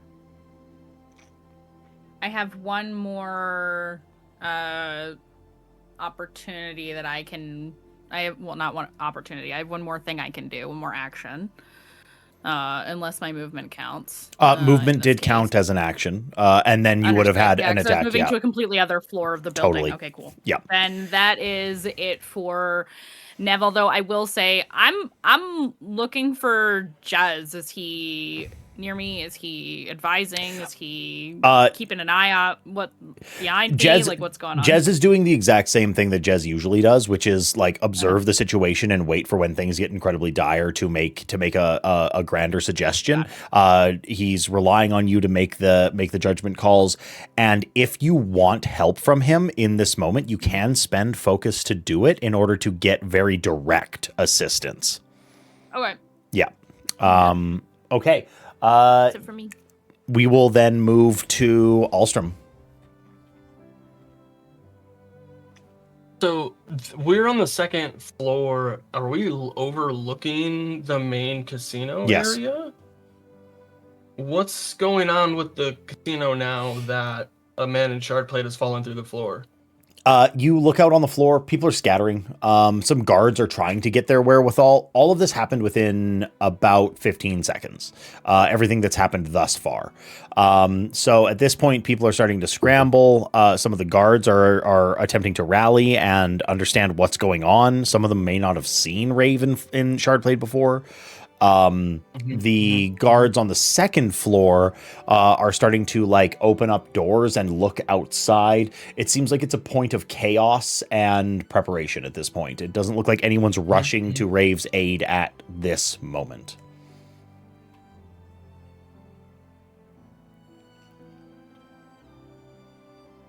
Can I...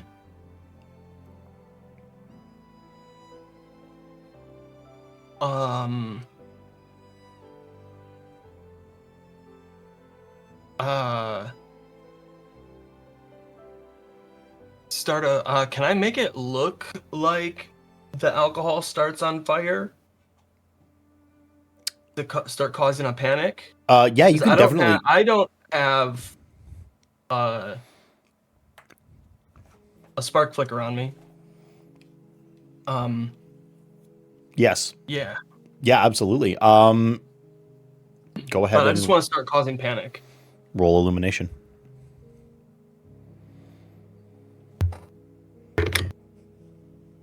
Oh. That is a nat 1. Okay. But do I get an opportunity out of that? Or is that just not a nat 20? I think nat 20s are the only thing you get. Okay. Let's see. I don't think there's a crit fail mechanic, if I'm not mistaken. Let's see. Let us see. We'll find out real quick. Yeah, no, it's simply it is a simple failure. You have failed to manifest this fire. Unfortunately, it does still take your action.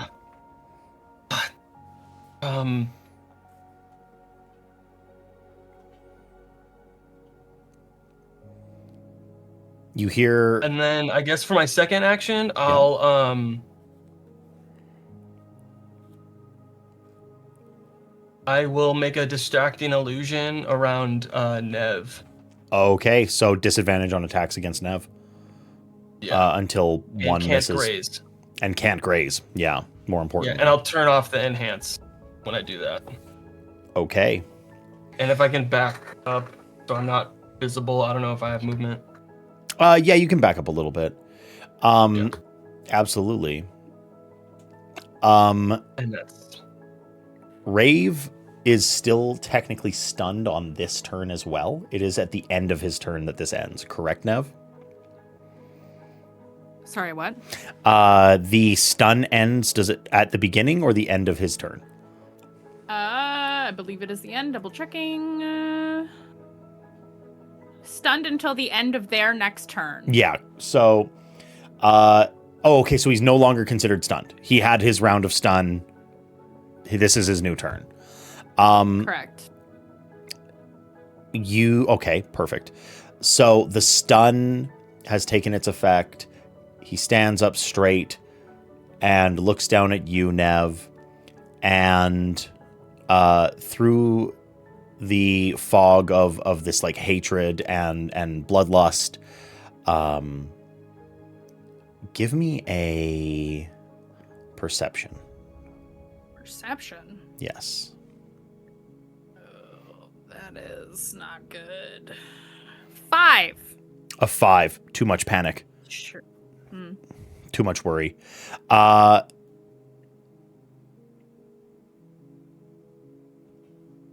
He looks down at you, and you hear this growl. It is almost entirely unintelligible, and then he is going to swing with both hands at you. And what is your physical defense? My physical defense is 15. Is 15? Okay. Yes. That is a strike, and you are so. Disadvantage? Oh right. Oh, I'm so sorry. Yeah, let me roll that with disadvantage. With a mighty swipe, the illusion is scattered into motes of light, and his fists crash down into the wooden and stone floor. However, he does get more than one attack. And he is going to try to strike once again. That is another miss. And there he gets his third attack. And that is a strike. Nev, from an unarmed shard plate strike, you take 12 points of impact damage, and you are sent 15 feet backwards directly. Oof. Oh, wait, I have to heal one. There we go.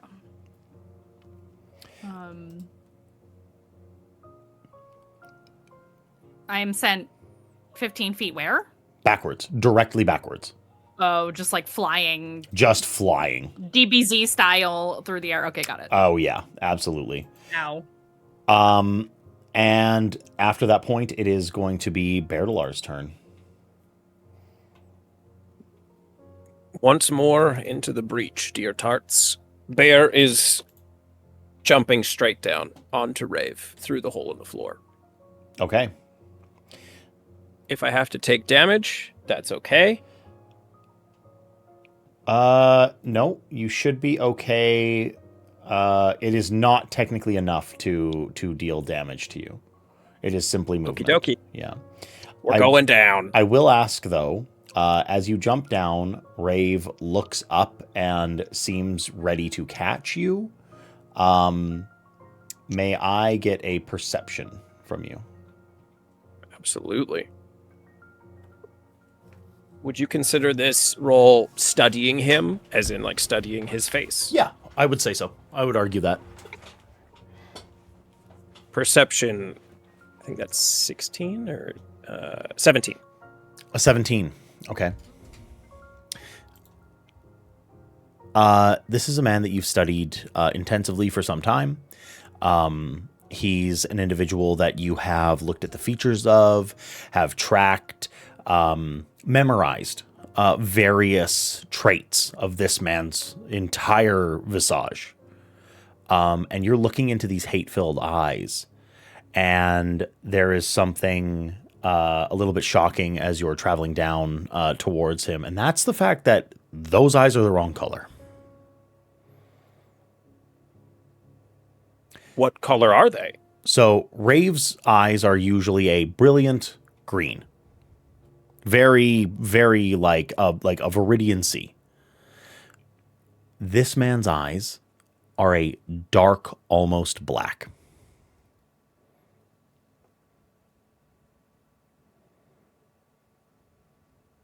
But everything else checks out? Everything else mostly checks out, yeah. You start questioning certain other features, but like this man's eyes are very clearly very dark. Could I roll a lore check on why someone's eyes might change, or is that... I mean, there's eye drops that can do it. There's like that's a fairly well-known thing within, like, you know, the circles that you run in. It's also, I mean, if you got to say it,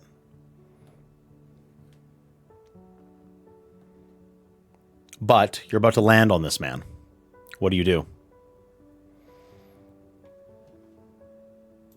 Not gonna stop. But I gotta take him down, so I'm swinging. Yeah. Oh yeah, that hits. That's a 25. A 25. Okay. That is definitely a strike. And what would you deal for damage? So that is 11 points, but I will use another opportunity to... I'll use my last opportunity to remove another charge from his shard plate. Okay. So as I come down this time, I dig the sword right into, like, his shoulder joint, and one of the gems crack. Another crack web-like pattern sparks out, and you see the shoulder erupt into motes of light and scatter across the floor like molten slag. And then we... Well, I mean, you should have one more. I will draw the knife and go into dual wield mode, and I will strike again. Okay. You're going to spend a focus to accomplish that? Absolutely. Okay.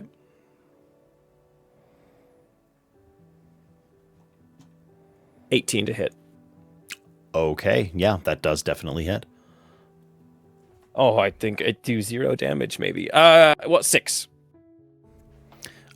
You have dealt damage. You see a very very thin line of blood, perhaps like eke out from the tiniest puncture wound, almost getting through before the armor sets and clamps the blade in place, and you have to pull it out. And then we move back up to the very top of initiative, and I will go around table. I'm going to set the scene since it's the new round. Guards are starting to rush in.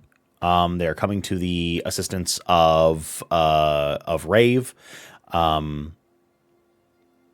There is guards coming from the top, coming from the bottom. However, the front doors burst open, completely erupting. A splintering of what looks to be a barricade as 75 plus Herdazian drunk, disorderly bodies blow into this establishment.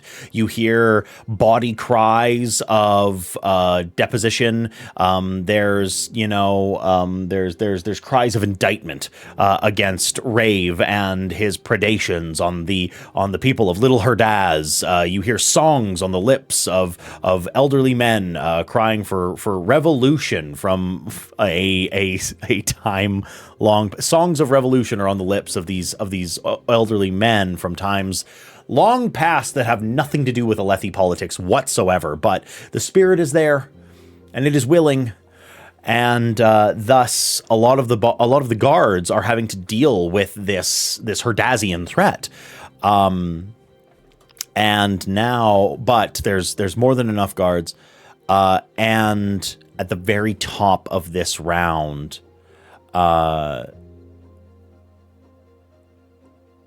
you see something so very unfortunate, which is a man hanging from a rafter at the very top of this establishment, holding a shard blade in his hand and whipping it in a circle. And you see Kamara. I'm screaming on mute. Screaming. You see that in the ceiling above him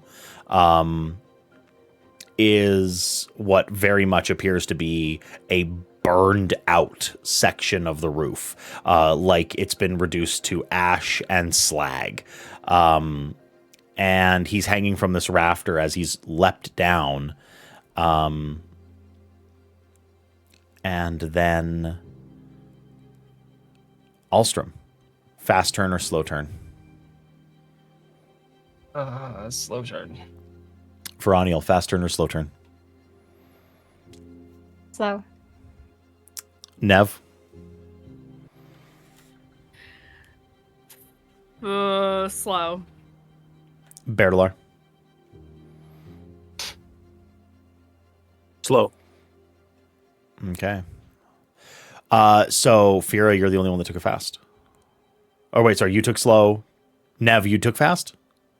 Did everyone take slow? I said slow. Oh, okay, so everyone took a slow turn. Also, I figured out why my thing was showing as free. I'll post in the chat. Perfect. So Kamara is the only one in this initiative that is taking a fast turn. And he drops down. It costs no movement. He's literally just dropping, but is lashed upward so that his weight is nothing. And you see him land on light feet directly behind Rave. And he places a hand on his back. And you hear him speak in Thalen. The thrill, the unmade, are nothing to be trifled with, and you have been warned against the predations of those without properly mitigating your passions. You've broken the law, Rave. You know what the punishment is. Time to go. And he lashes him up as a full lashing, and Rave flies through the ceiling, crashing through it. All 1,400 pounds of the shard plate weighing nothing at all to the complete reversal of gravity. And then Kamara flies 30 feet in the air, as if to follow him out.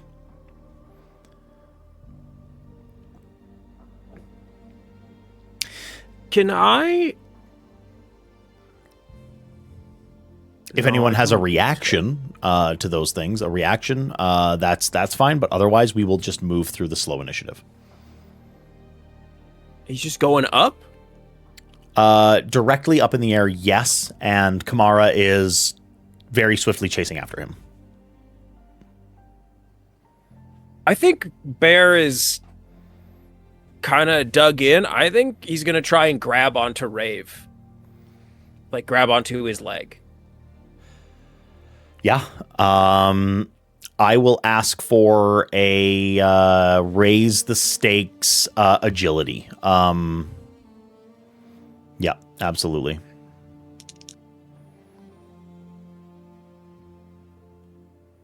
That's good. That's kind of good. That's 16 and an opportunity. Okay. So you feel like your arm is almost ripped out of its socket as you hook your fingers into the metallic boot of Rave's shard plate.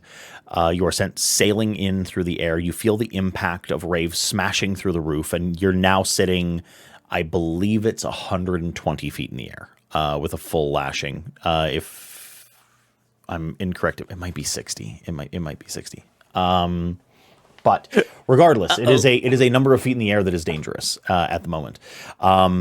And that can be your reaction. And now I will ask who would like to act first within the slow initiative round. I'll go.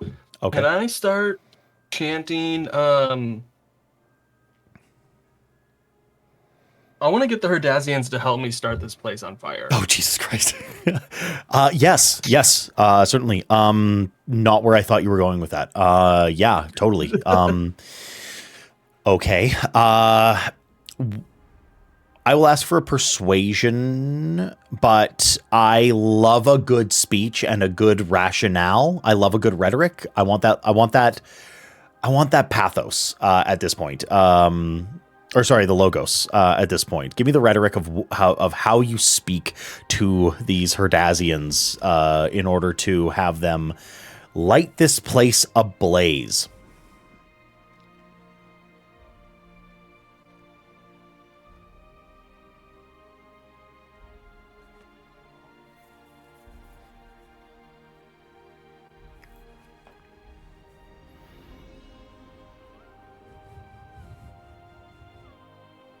this man thinks he can come into our neighborhood, try to set his own fires with his own irons, to take our money, our spheres. No longer. Let us set what he has on fire. Let's set the roof on fire. We don't need no water. Let it burn. Okay. You hear, well, give me the persuasion, yeah. Actually, let's see how receptive they are. Give me advantage. Give me advantage. Raise the stakes. Raise the stakes. Yep. Raise the Not stakes. that It's one. with We'll go with advantage. this one. Okay.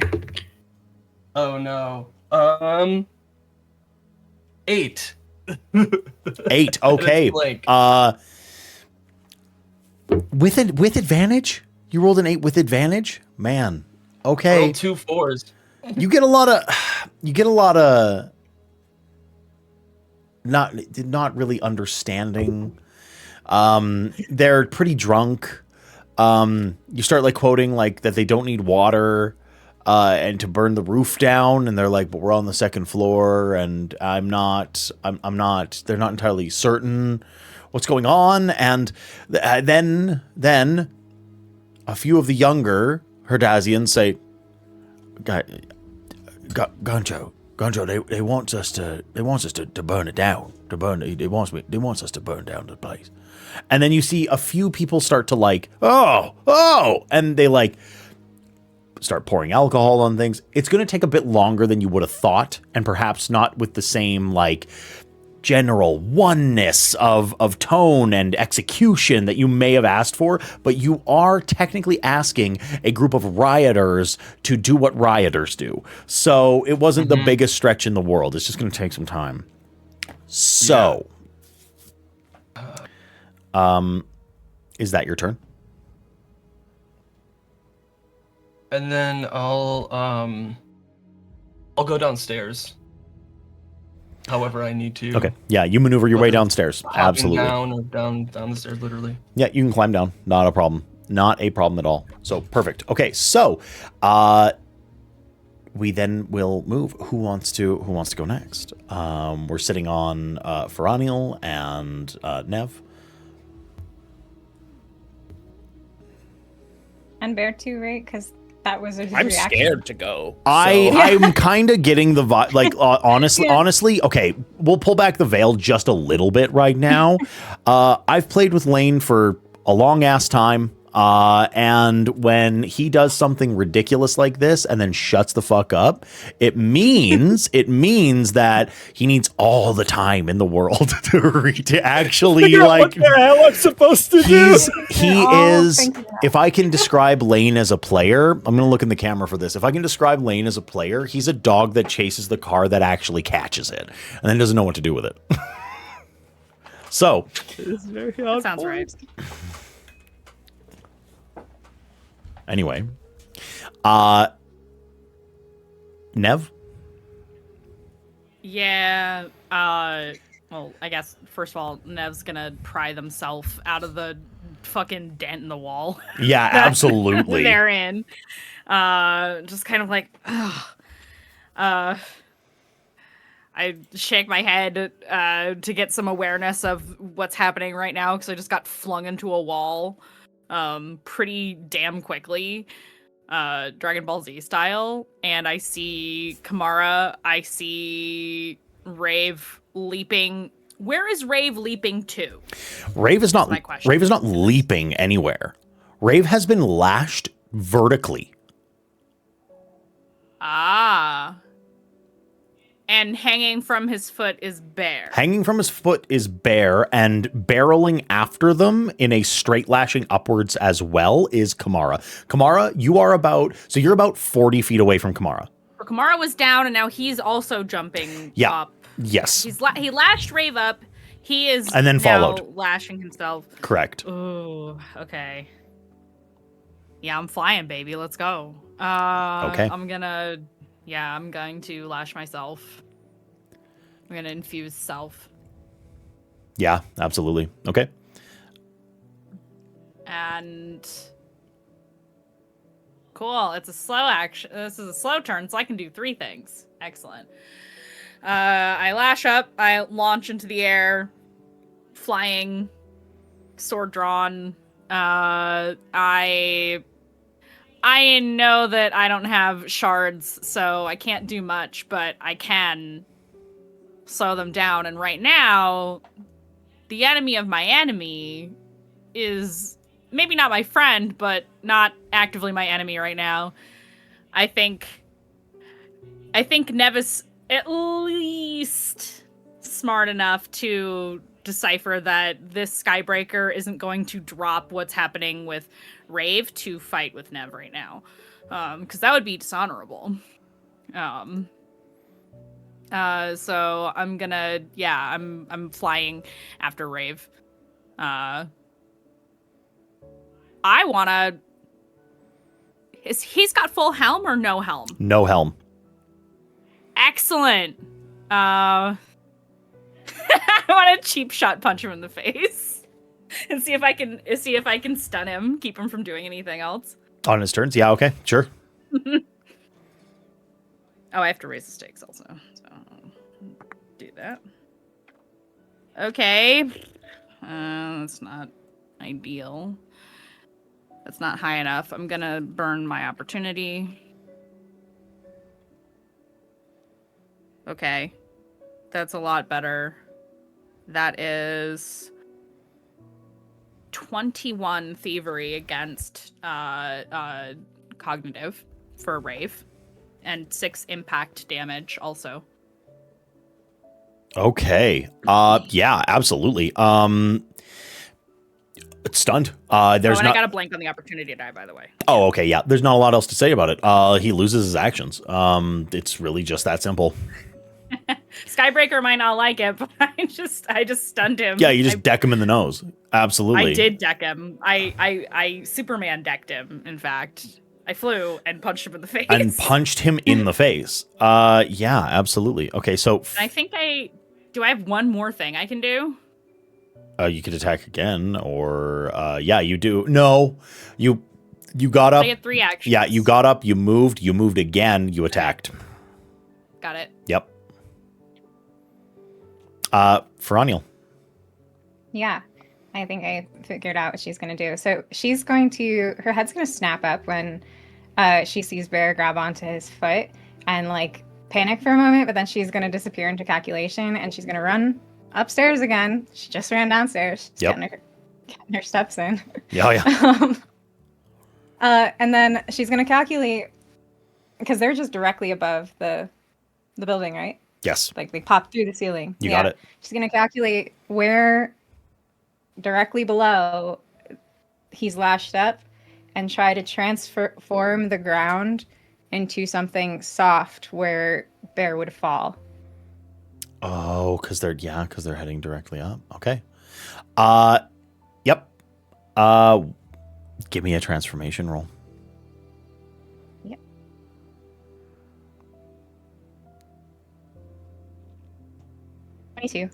A 22. Okay. So I have to look something up. You're totally fine on that roll. That's not a problem. Mm-hmm. But I do need. And because I want it to be a large area, I spend more investiture, right? Yes. I think that's Yep. right. Correct. Would you say it's a medium space area? It's very I would say a medium space. Yeah, no, it is very non-specific, like as a rule. Yeah, absolutely. I would say that that's a medium space area that you're looking for. Like a landing area for 1 to 2 people. That's a medium-sized area would be more than enough for that. Yeah, 100%. I think she's going to use a free action, just yell to Bear to get his attention to look at the spot.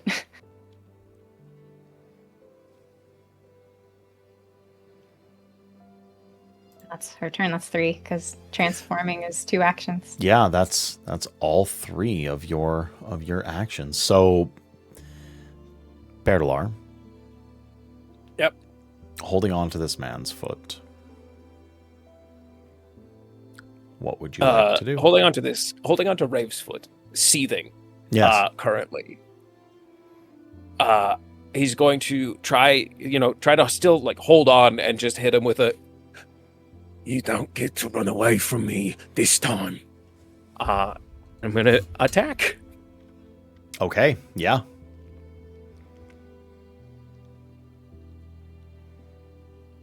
Yeah, that'll hit. That's a 25. Yeah, absolutely. Yeah, you'll deal damage. I will spend the opportunity I just got on my test to take another charge from his armor. So there is a gem that is inside of a suit of shard plate that acts as the heart of that suit, where all of the shards are grown from, where Stormlight is applied and infused into it in order to grow it back, in order to charge it, etc., etc. You stick your blade directly inside of it, and you click. You feel a very distinct sapping away of Stormlight from the armor as the green glow fades. The armor pieces fall away.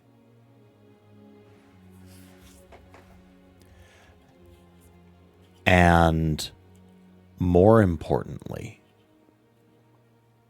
you definitely see underneath of this armor is not Rave at all. Rave's face begins to fade, and appearing here is a singer.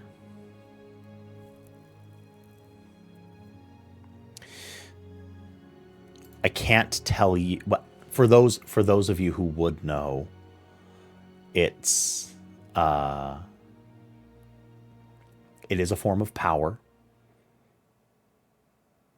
It is one that would have taken the form during one of the Everstorms and taken a void spren inside of their gem heart. None of you know any of this. But this is a lithe figure that looks down upon you with just derision and says, "Bear." In the exact voice of Rave, and the brown that was inside of those pupils now expands out to cover their entire iris and the sclera of their eye. Bearlor, you couldn't leave well enough alone. And now I guess we die together. Isn't that grand?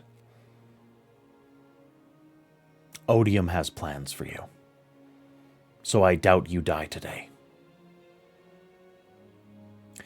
And can I get a discipline roll from you?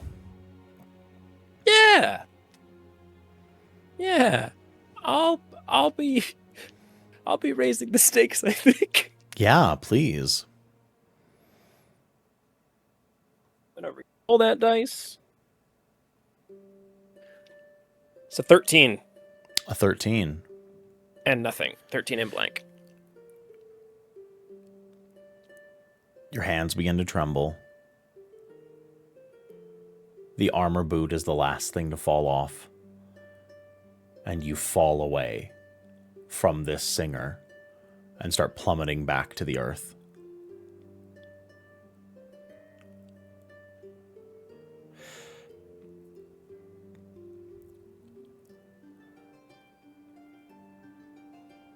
That is your turn. I'll use my free action to regenerate using some Stormlight, if that's all right. Yeah, for sure, for sure. Oh yeah, that's my turn. Unless y'all got reactions for this, we're just gonna wait till turns. I should have a reaction, because you can aid as a reaction, can you not? Yes, you certainly can, yeah.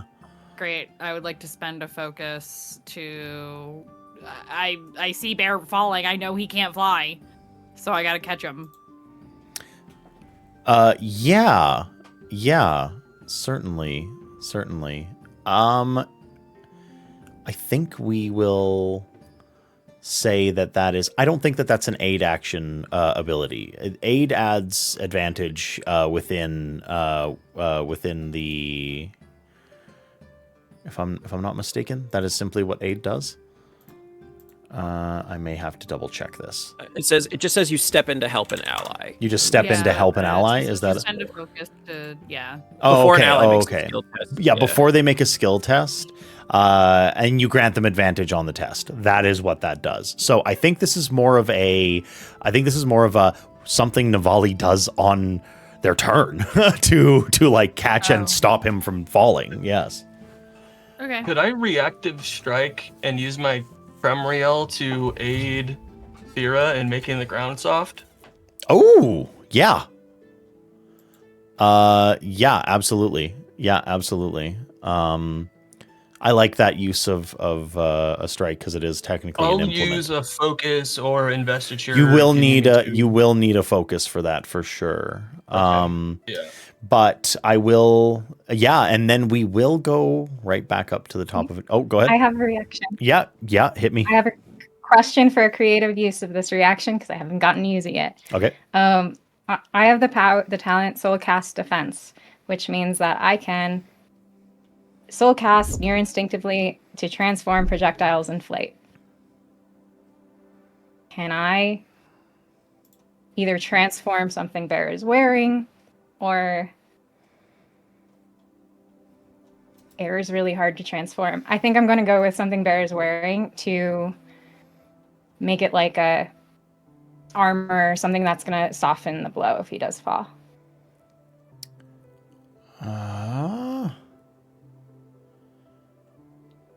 Soul Turn Cast his Defense is vest normally into an for, like, a inflatable battle. vest. Yeah.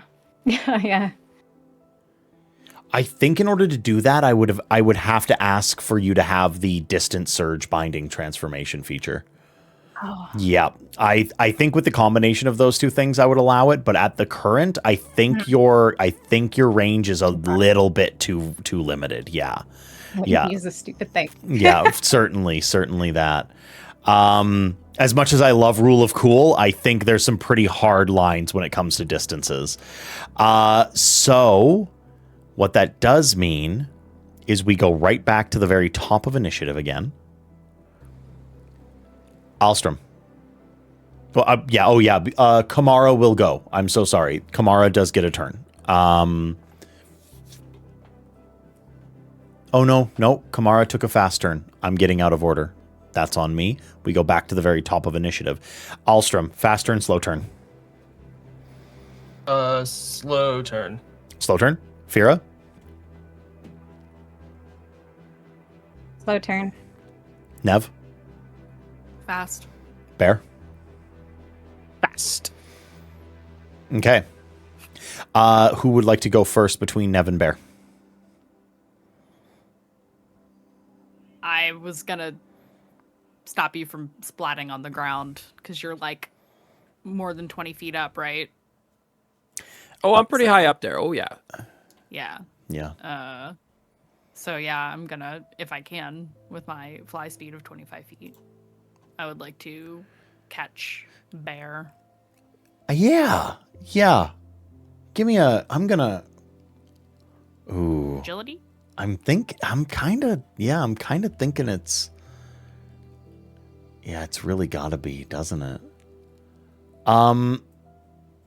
Can I use my reaction to aid Navali by grabbing my rope? Like, because I have my rope run around me. Can I grab the rope and toss it to them as they come to get me? That sounds like a reaction aid. Yeah, in reaction this, aid. Yeah, absolutely. We are 100% going to make this an agility roll. This needs to be agility. Oh. Yeah. So I'm rolling at advantage now? 'cause At of advantage, aid? yeah. Okay. Yeah, with aid, that is advantage. Okay. That's the first one. Okay, 15. A 15. Yes.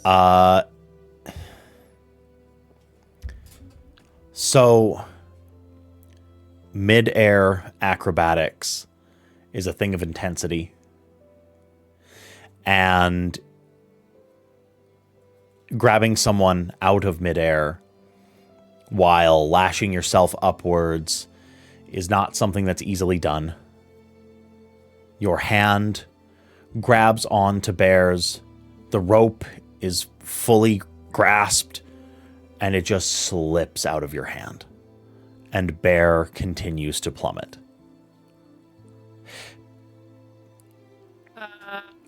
And I don't think I can do anything else. Yeah, you have a move and an action. That was it. Yep. Yeah. Bear.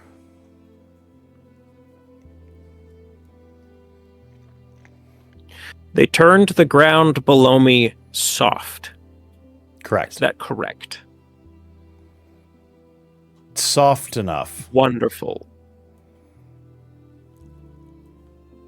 I guess I'm just going to aim for that. Give me an agility. Yep. Mid-air acrobatics without the privilege of lashings is a rugged thing to accomplish. So, this is not good.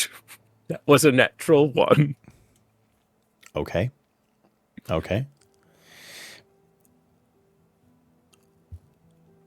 Well, over the course of your turn, you do fall the full distance for unimpeded falling, which would be you spent 1 round going up, you spend 1 round coming down.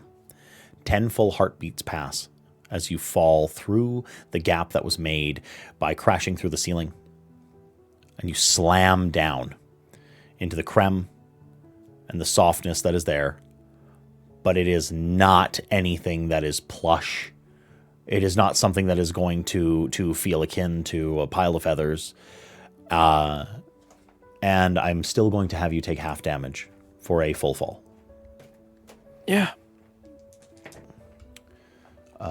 Bertalar, you take 21 impact damage.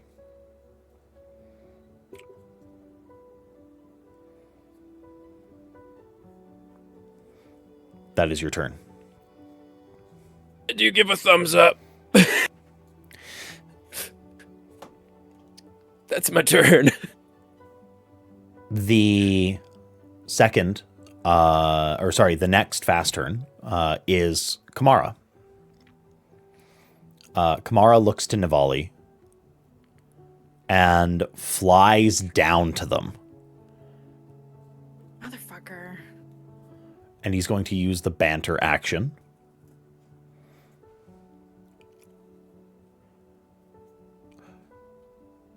You understand what you saw.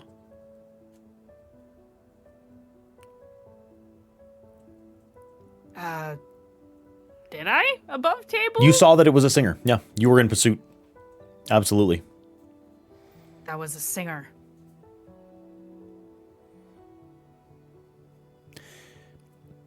It is my duty to inform. Upon revelation by enemy forces, duplicity is no longer necessary. The Sons of Honor within Kholinar to a man are not human.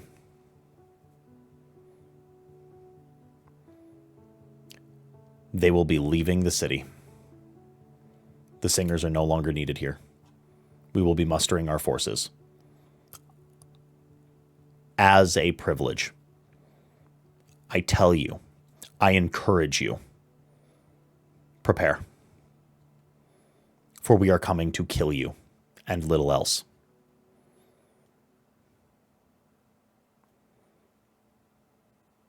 We'll be ready. And then Kamara looks down through the hole and then looks up to where the singer is flying through the sky. And then he looks to the side and you see this little sliver of pure night filled with stars, as if looking for approval, as if looking for permission. I wish that this did not have to be the way that it is.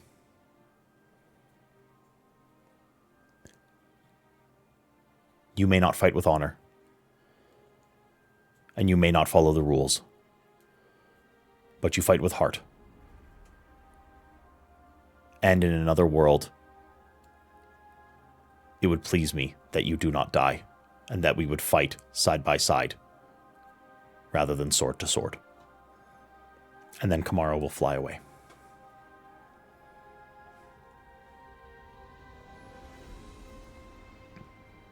That flies down.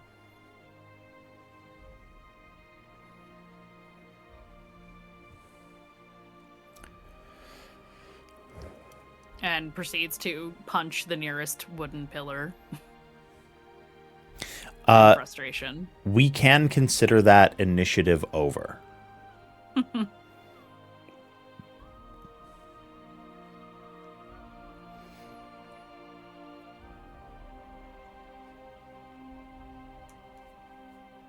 I would run up to Bear.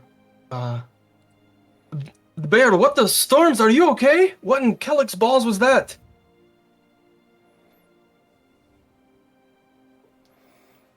You're muted. Still muted. Still muted. You're muted in Discord. Yeah. No, yeah. It's what it is. It's really hard to talk right now. No, I'm good. I'm really good, yeah. You need some more. Do you need some more Stormlight? No, I'm good. Just give me one. And Bear will breathe in Stormlight and pump. Pump it up. Oh my god. I full health. That's insane. Oh man, Radiance are OP. And like, if the place is starting to catch on fire, I'll probably we need to get out of here. Fira is pretty smart. Does she? It's because Jem is confused. So, the singer, was the singer Rave this whole time, or is Rave still out there? Give me a deduction.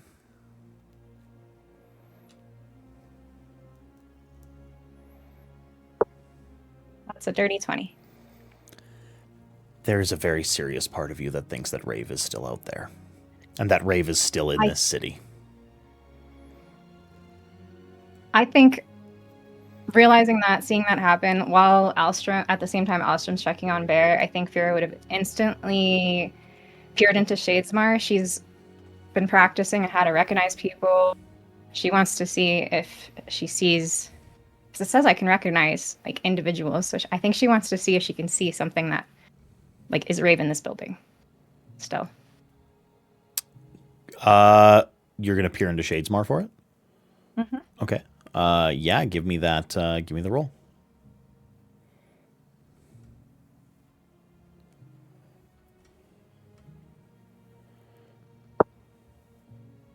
That's an 11. She's distracted. That's an 11. Okay. Yeah, you look into Shadesmar and you're peering around. You're looking at you're getting a little distracted with the fact that there's flames starting to pop up and the combat that just happened. Your adrenaline is just thundering through your body. Stormlight as well. It's chaos. It's absolute utter chaos, and you're trying to parse through it. You're trying to look through, and you just cannot see what you need to see. I think when Bertilart is feeling any better, he's going to go. How bad is the fire? It's starting. I think he's going to climb. He's going to do some sick parkour up into Rave's office from the balcony. Okay. Yeah, now would be the time. And take everything he can get he can fill his pockets with. Yeah. Give me a perception.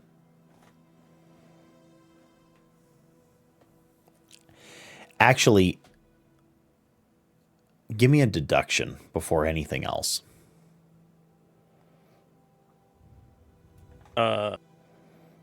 15. A gigantic secret door opened up on the second floor. Are you sure you want to walk into gonna his say public that. office? I'll go through the gigantic secret door, I suppose. Okay.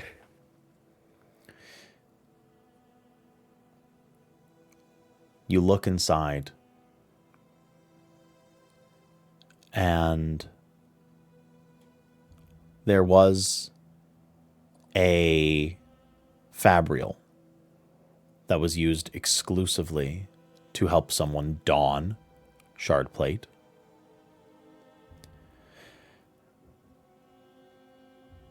Several heat fabrials,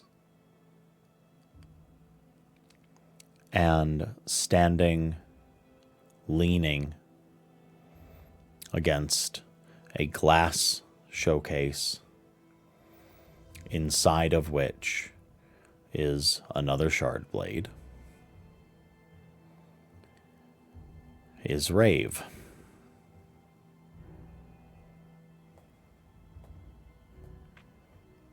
In the glass case? No. He's standing next to it. He is not in the glass case. Sorry. But he's there. He is there.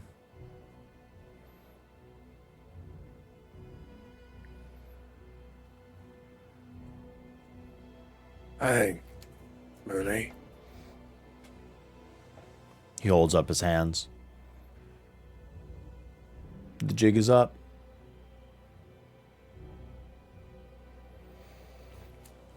I was wondering how long this was going to take you. I'm going to manacle his hands behind his back for sure. Yeah.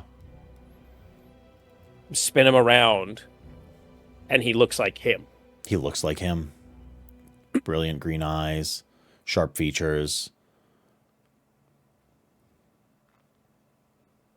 Figure what out what is happening, Rafe. What was that? Are we having this conversation in the middle of my burning parlor? Yeah, we are, actually. Because if Oh. you don't tell me what I need to know, I'm going to leave you here. I mean, probably a better fate. You can either take me out of here or you can learn nothing. Your choice, juror.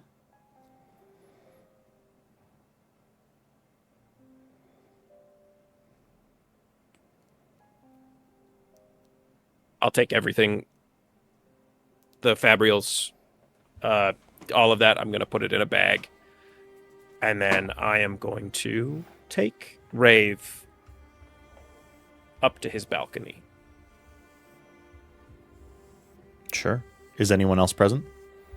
Did anyone follow Berdalar? I would have gone for sure. You would have gone for sure. What's Nev doing? Being angry. Being angry is a No. very valid option, but you are punching poles in the middle of a burning parlor. No, I'm not like still punching it over and over, just the once. Right. I think building is catching fire. I am looking for innocence. The Herdazians have started to flee. As the Herdazians came in, the parlor attendees started to rush out. You look for innocence, and you find a table. There's a group of Alethi light-eyed merchants sitting and sort of cowering in the corner.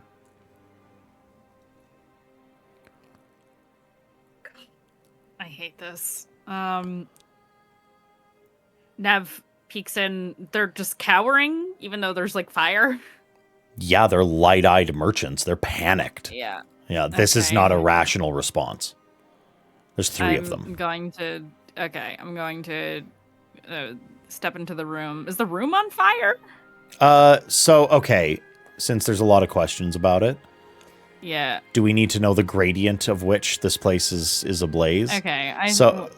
Because like it's slow starting. It's only been about like a minute or two. It's mostly a stone and wood structure. We're talking about like a three out of 10 danger.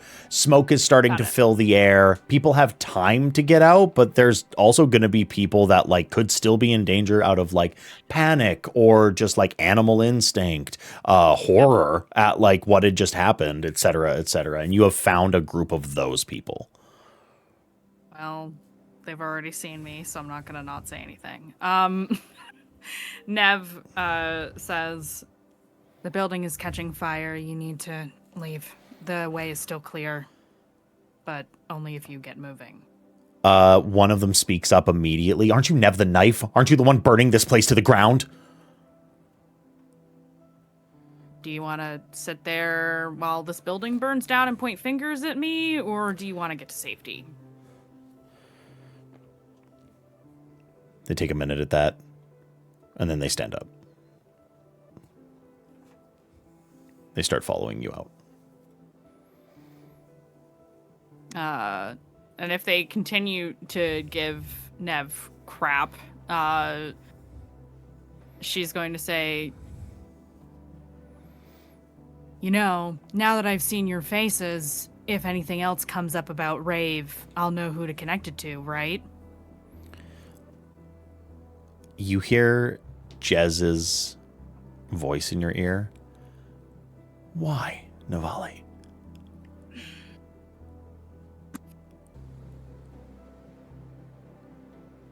Buzz off.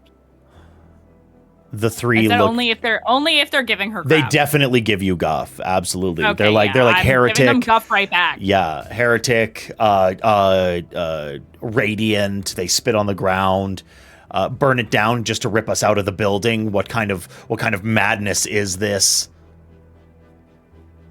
And you give him guff back, and Jez is admonishing you a little. Just, why are we doing this?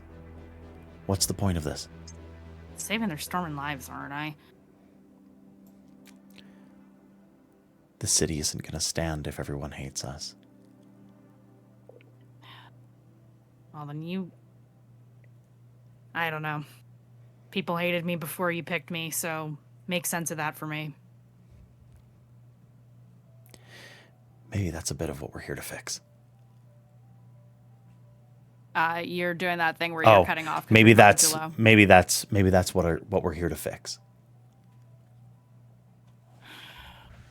Well, I don't really want to fix it in the middle of a burning building. I have other people to look for. The second these guys are safe, yeah, I'm gonna say, have a nice storming life. You're welcome. And I go back into the building.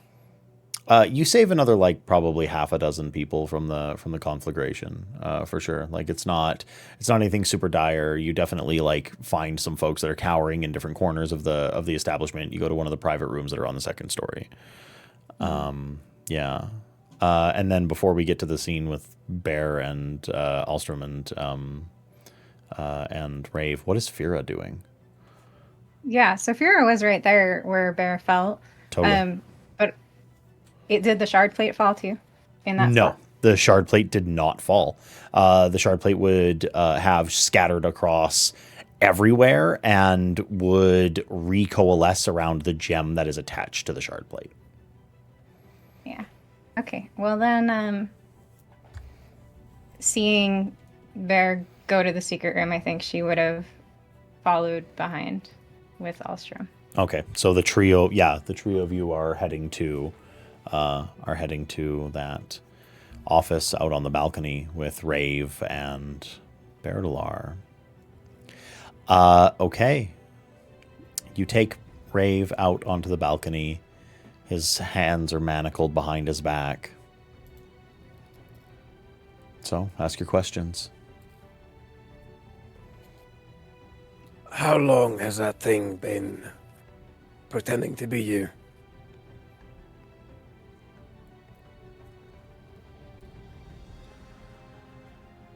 Since about 3 weeks before the Battle of Narak.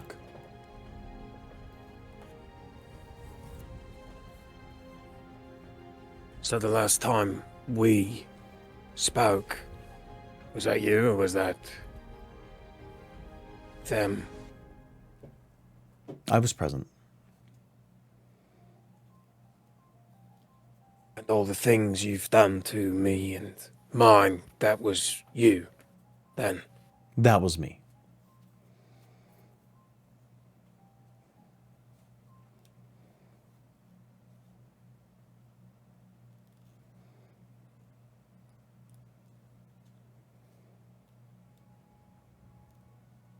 They told me that Odium has intentions with me. Do you know anything about that? No.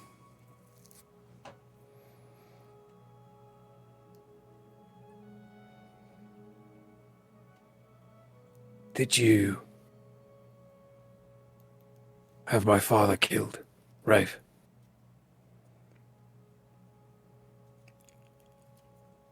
I'm the one that swung the blade, but it was not my idea. Whose was it?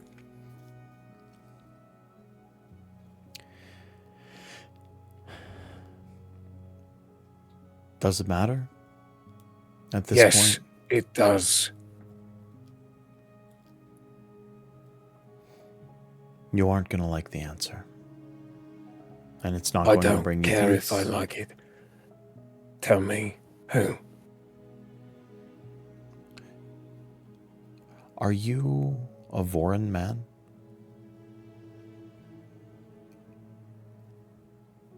Sometimes. Do you believe in the heralds? Sure, yeah, I do. Do you think that they are just, and that their way is the way of light and guidance, and that their words carry the weight of importance that we have written down for generations? I don't know. Maybe. You're not answering my question. Your father and his execution were both ordered and carried out by the herald Nail.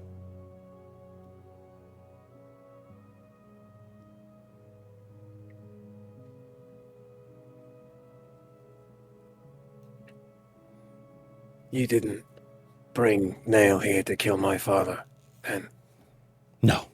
No, I couldn't bring Nail to anywhere. Then why did Nail seem fit to kill my father? Rafe.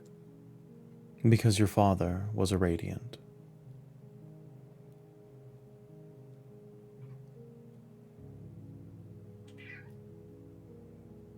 Your father had spoken the third ideal before Nail struck him down.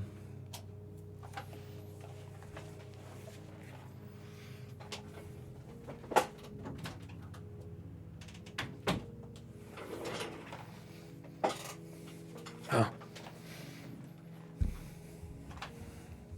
And what's even worse is that he was one of Nail's own.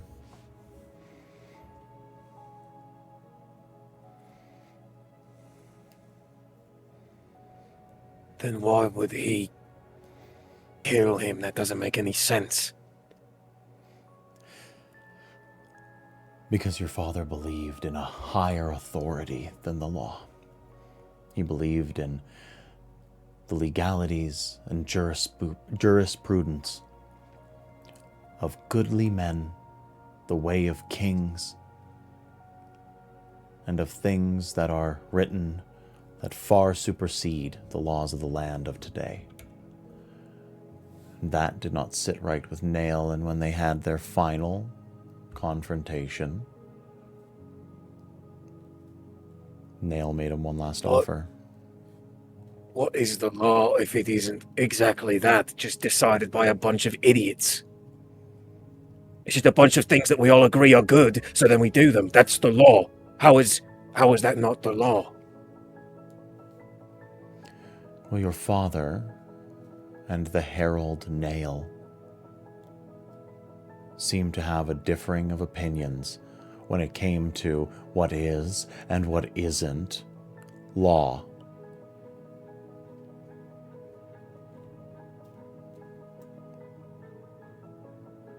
And so he slew him.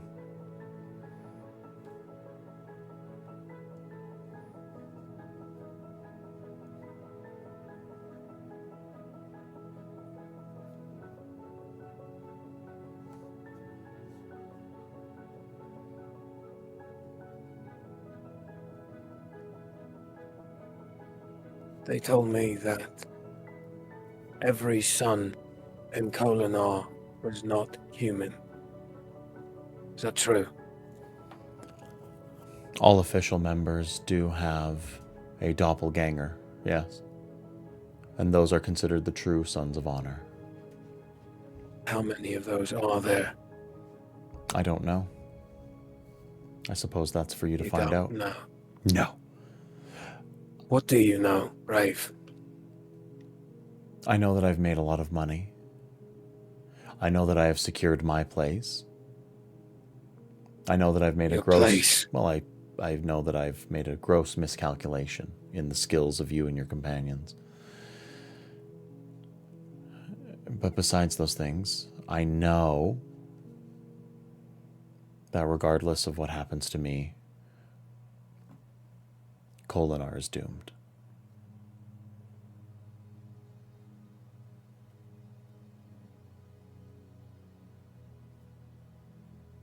No.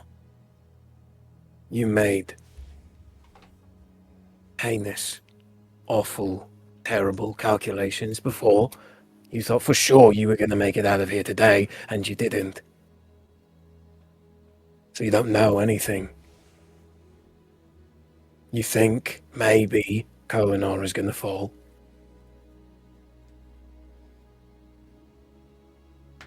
And you're wrong. Are you trying to convince me or yourself? I just like telling you you're wrong, actually. You're wrong. You're wrong and you're stupid and nobody likes you. Probably your own mum and your dad don't like you. I bet you even, your axe-hound you had as a pet didn't like you. You're stupid. You're so stupid. You are a monster and a bully, and you are going to die today.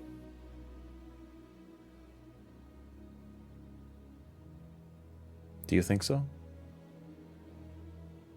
Yeah, I do. You don't? I really don't.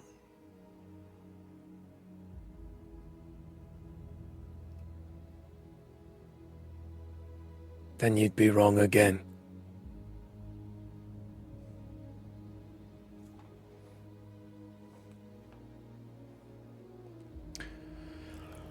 And Bear's gonna stab him. Okay. In the stomach. He's gonna take the reaction dodge in order to give you disadvantage on that roll. Go ahead and roll your attack. Pretty sure it's a miss. It's a 9. Rave rips his waist out of the way of your blade and then throws himself off of the balcony. And you and Fira and Alstrom can all look over the balcony where he is falling, and a set of 4 hands and the torsos of Singer bodies shift and ripple out of the stone of the streets of Kholinar outside of this place, catch Rave, and slip him underneath the stone.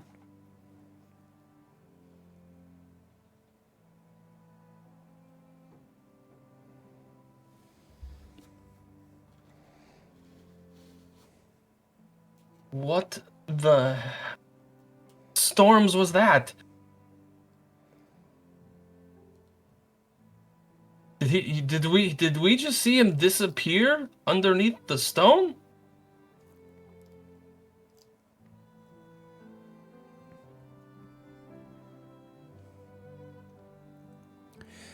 Wave is thrumming against the back of Alstrom.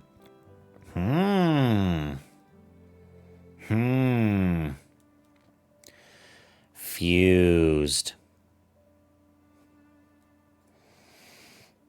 What? I remember. Fused. What is this fused? Fused and forms of power. Singers. Odium. Not good. You're saying they have powers like we do?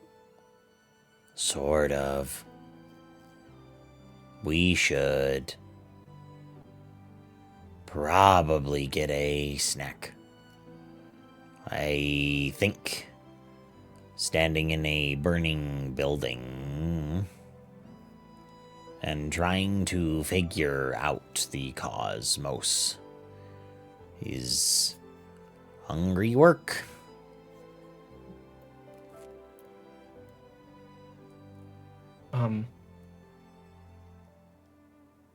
Look around.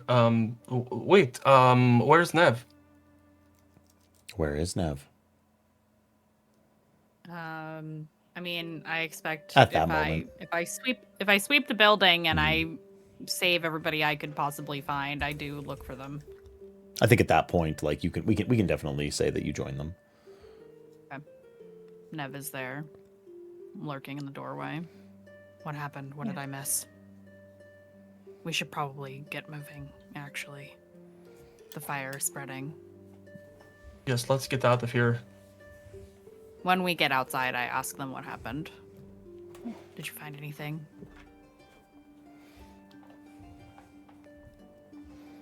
As they're going out of the building, I think Fira, who's going to have anger spread around her, that like popped up the second Nail's name was mentioned, will walk to Bear. I don't know if he's moving out of the building or not, but just like put her hand on his back and say like, we're going to get him. This won't be the end of this.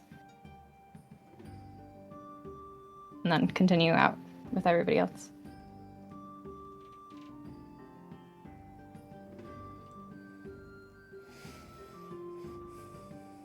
Yeah, Bear totally silent, but is continuing, is walking. You know, once nudged, is walking with everyone else. So I think I'll ask the party, how do we feel leaving on a big, dramatic moment like that? Then coming back next season full of wrathful ire. Okay. Mm-hmm. Okay. Then I think, folks... I do wrathful ire particularly well. I think that's where we're going to leave it for this evening, everyone. That is season 2 of The Last Ideal. The big climactic moment. We are going to look for somebody to raid out to. We'll be back for those here. Hi, everybody. We're Another World. Thank you, cats. Thank you so much. Folks, this is Craig of Inspiration above me. That is Jamaginative up that way above me over there. To the this direction, we've got the Mandy, and we've got our sweet traumatized boy Lane right there in the middle. And we have been the That's last what my mama calls me. That's a sweet traumatized boy. We will see you all. We will see you all in 2 weeks. 2 weeks' time. As we take our mid-season break. That is a wrap on season 2. We'll be coming back with season 3. Check out our episodes on YouTube. Check out our Discord for all of us, all of our most up-to-date announcements. I'm going to look for who's live. Robert is live playing Solasta currently. with Oh, like Low actually live. Yeah. Yeah, let's do Celeste, it. good game. Yeah, let's do Robert. Folks, this has been a fucking absolutely wonderful journey. What a great I had a blast tonight. I know that was a lot and it was heavy.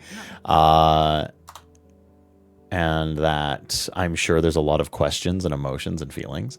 But hey, what would a Cosmere game be without a little bit of a Sanderlanche right at the end? So we'll catch you next time. We'll see you in 2 weeks. You can check us out playing VTM. We'll be doing Sanguine Dominion on our regular Saturdays, and we will see you somewhere in the Cosmere, everyone.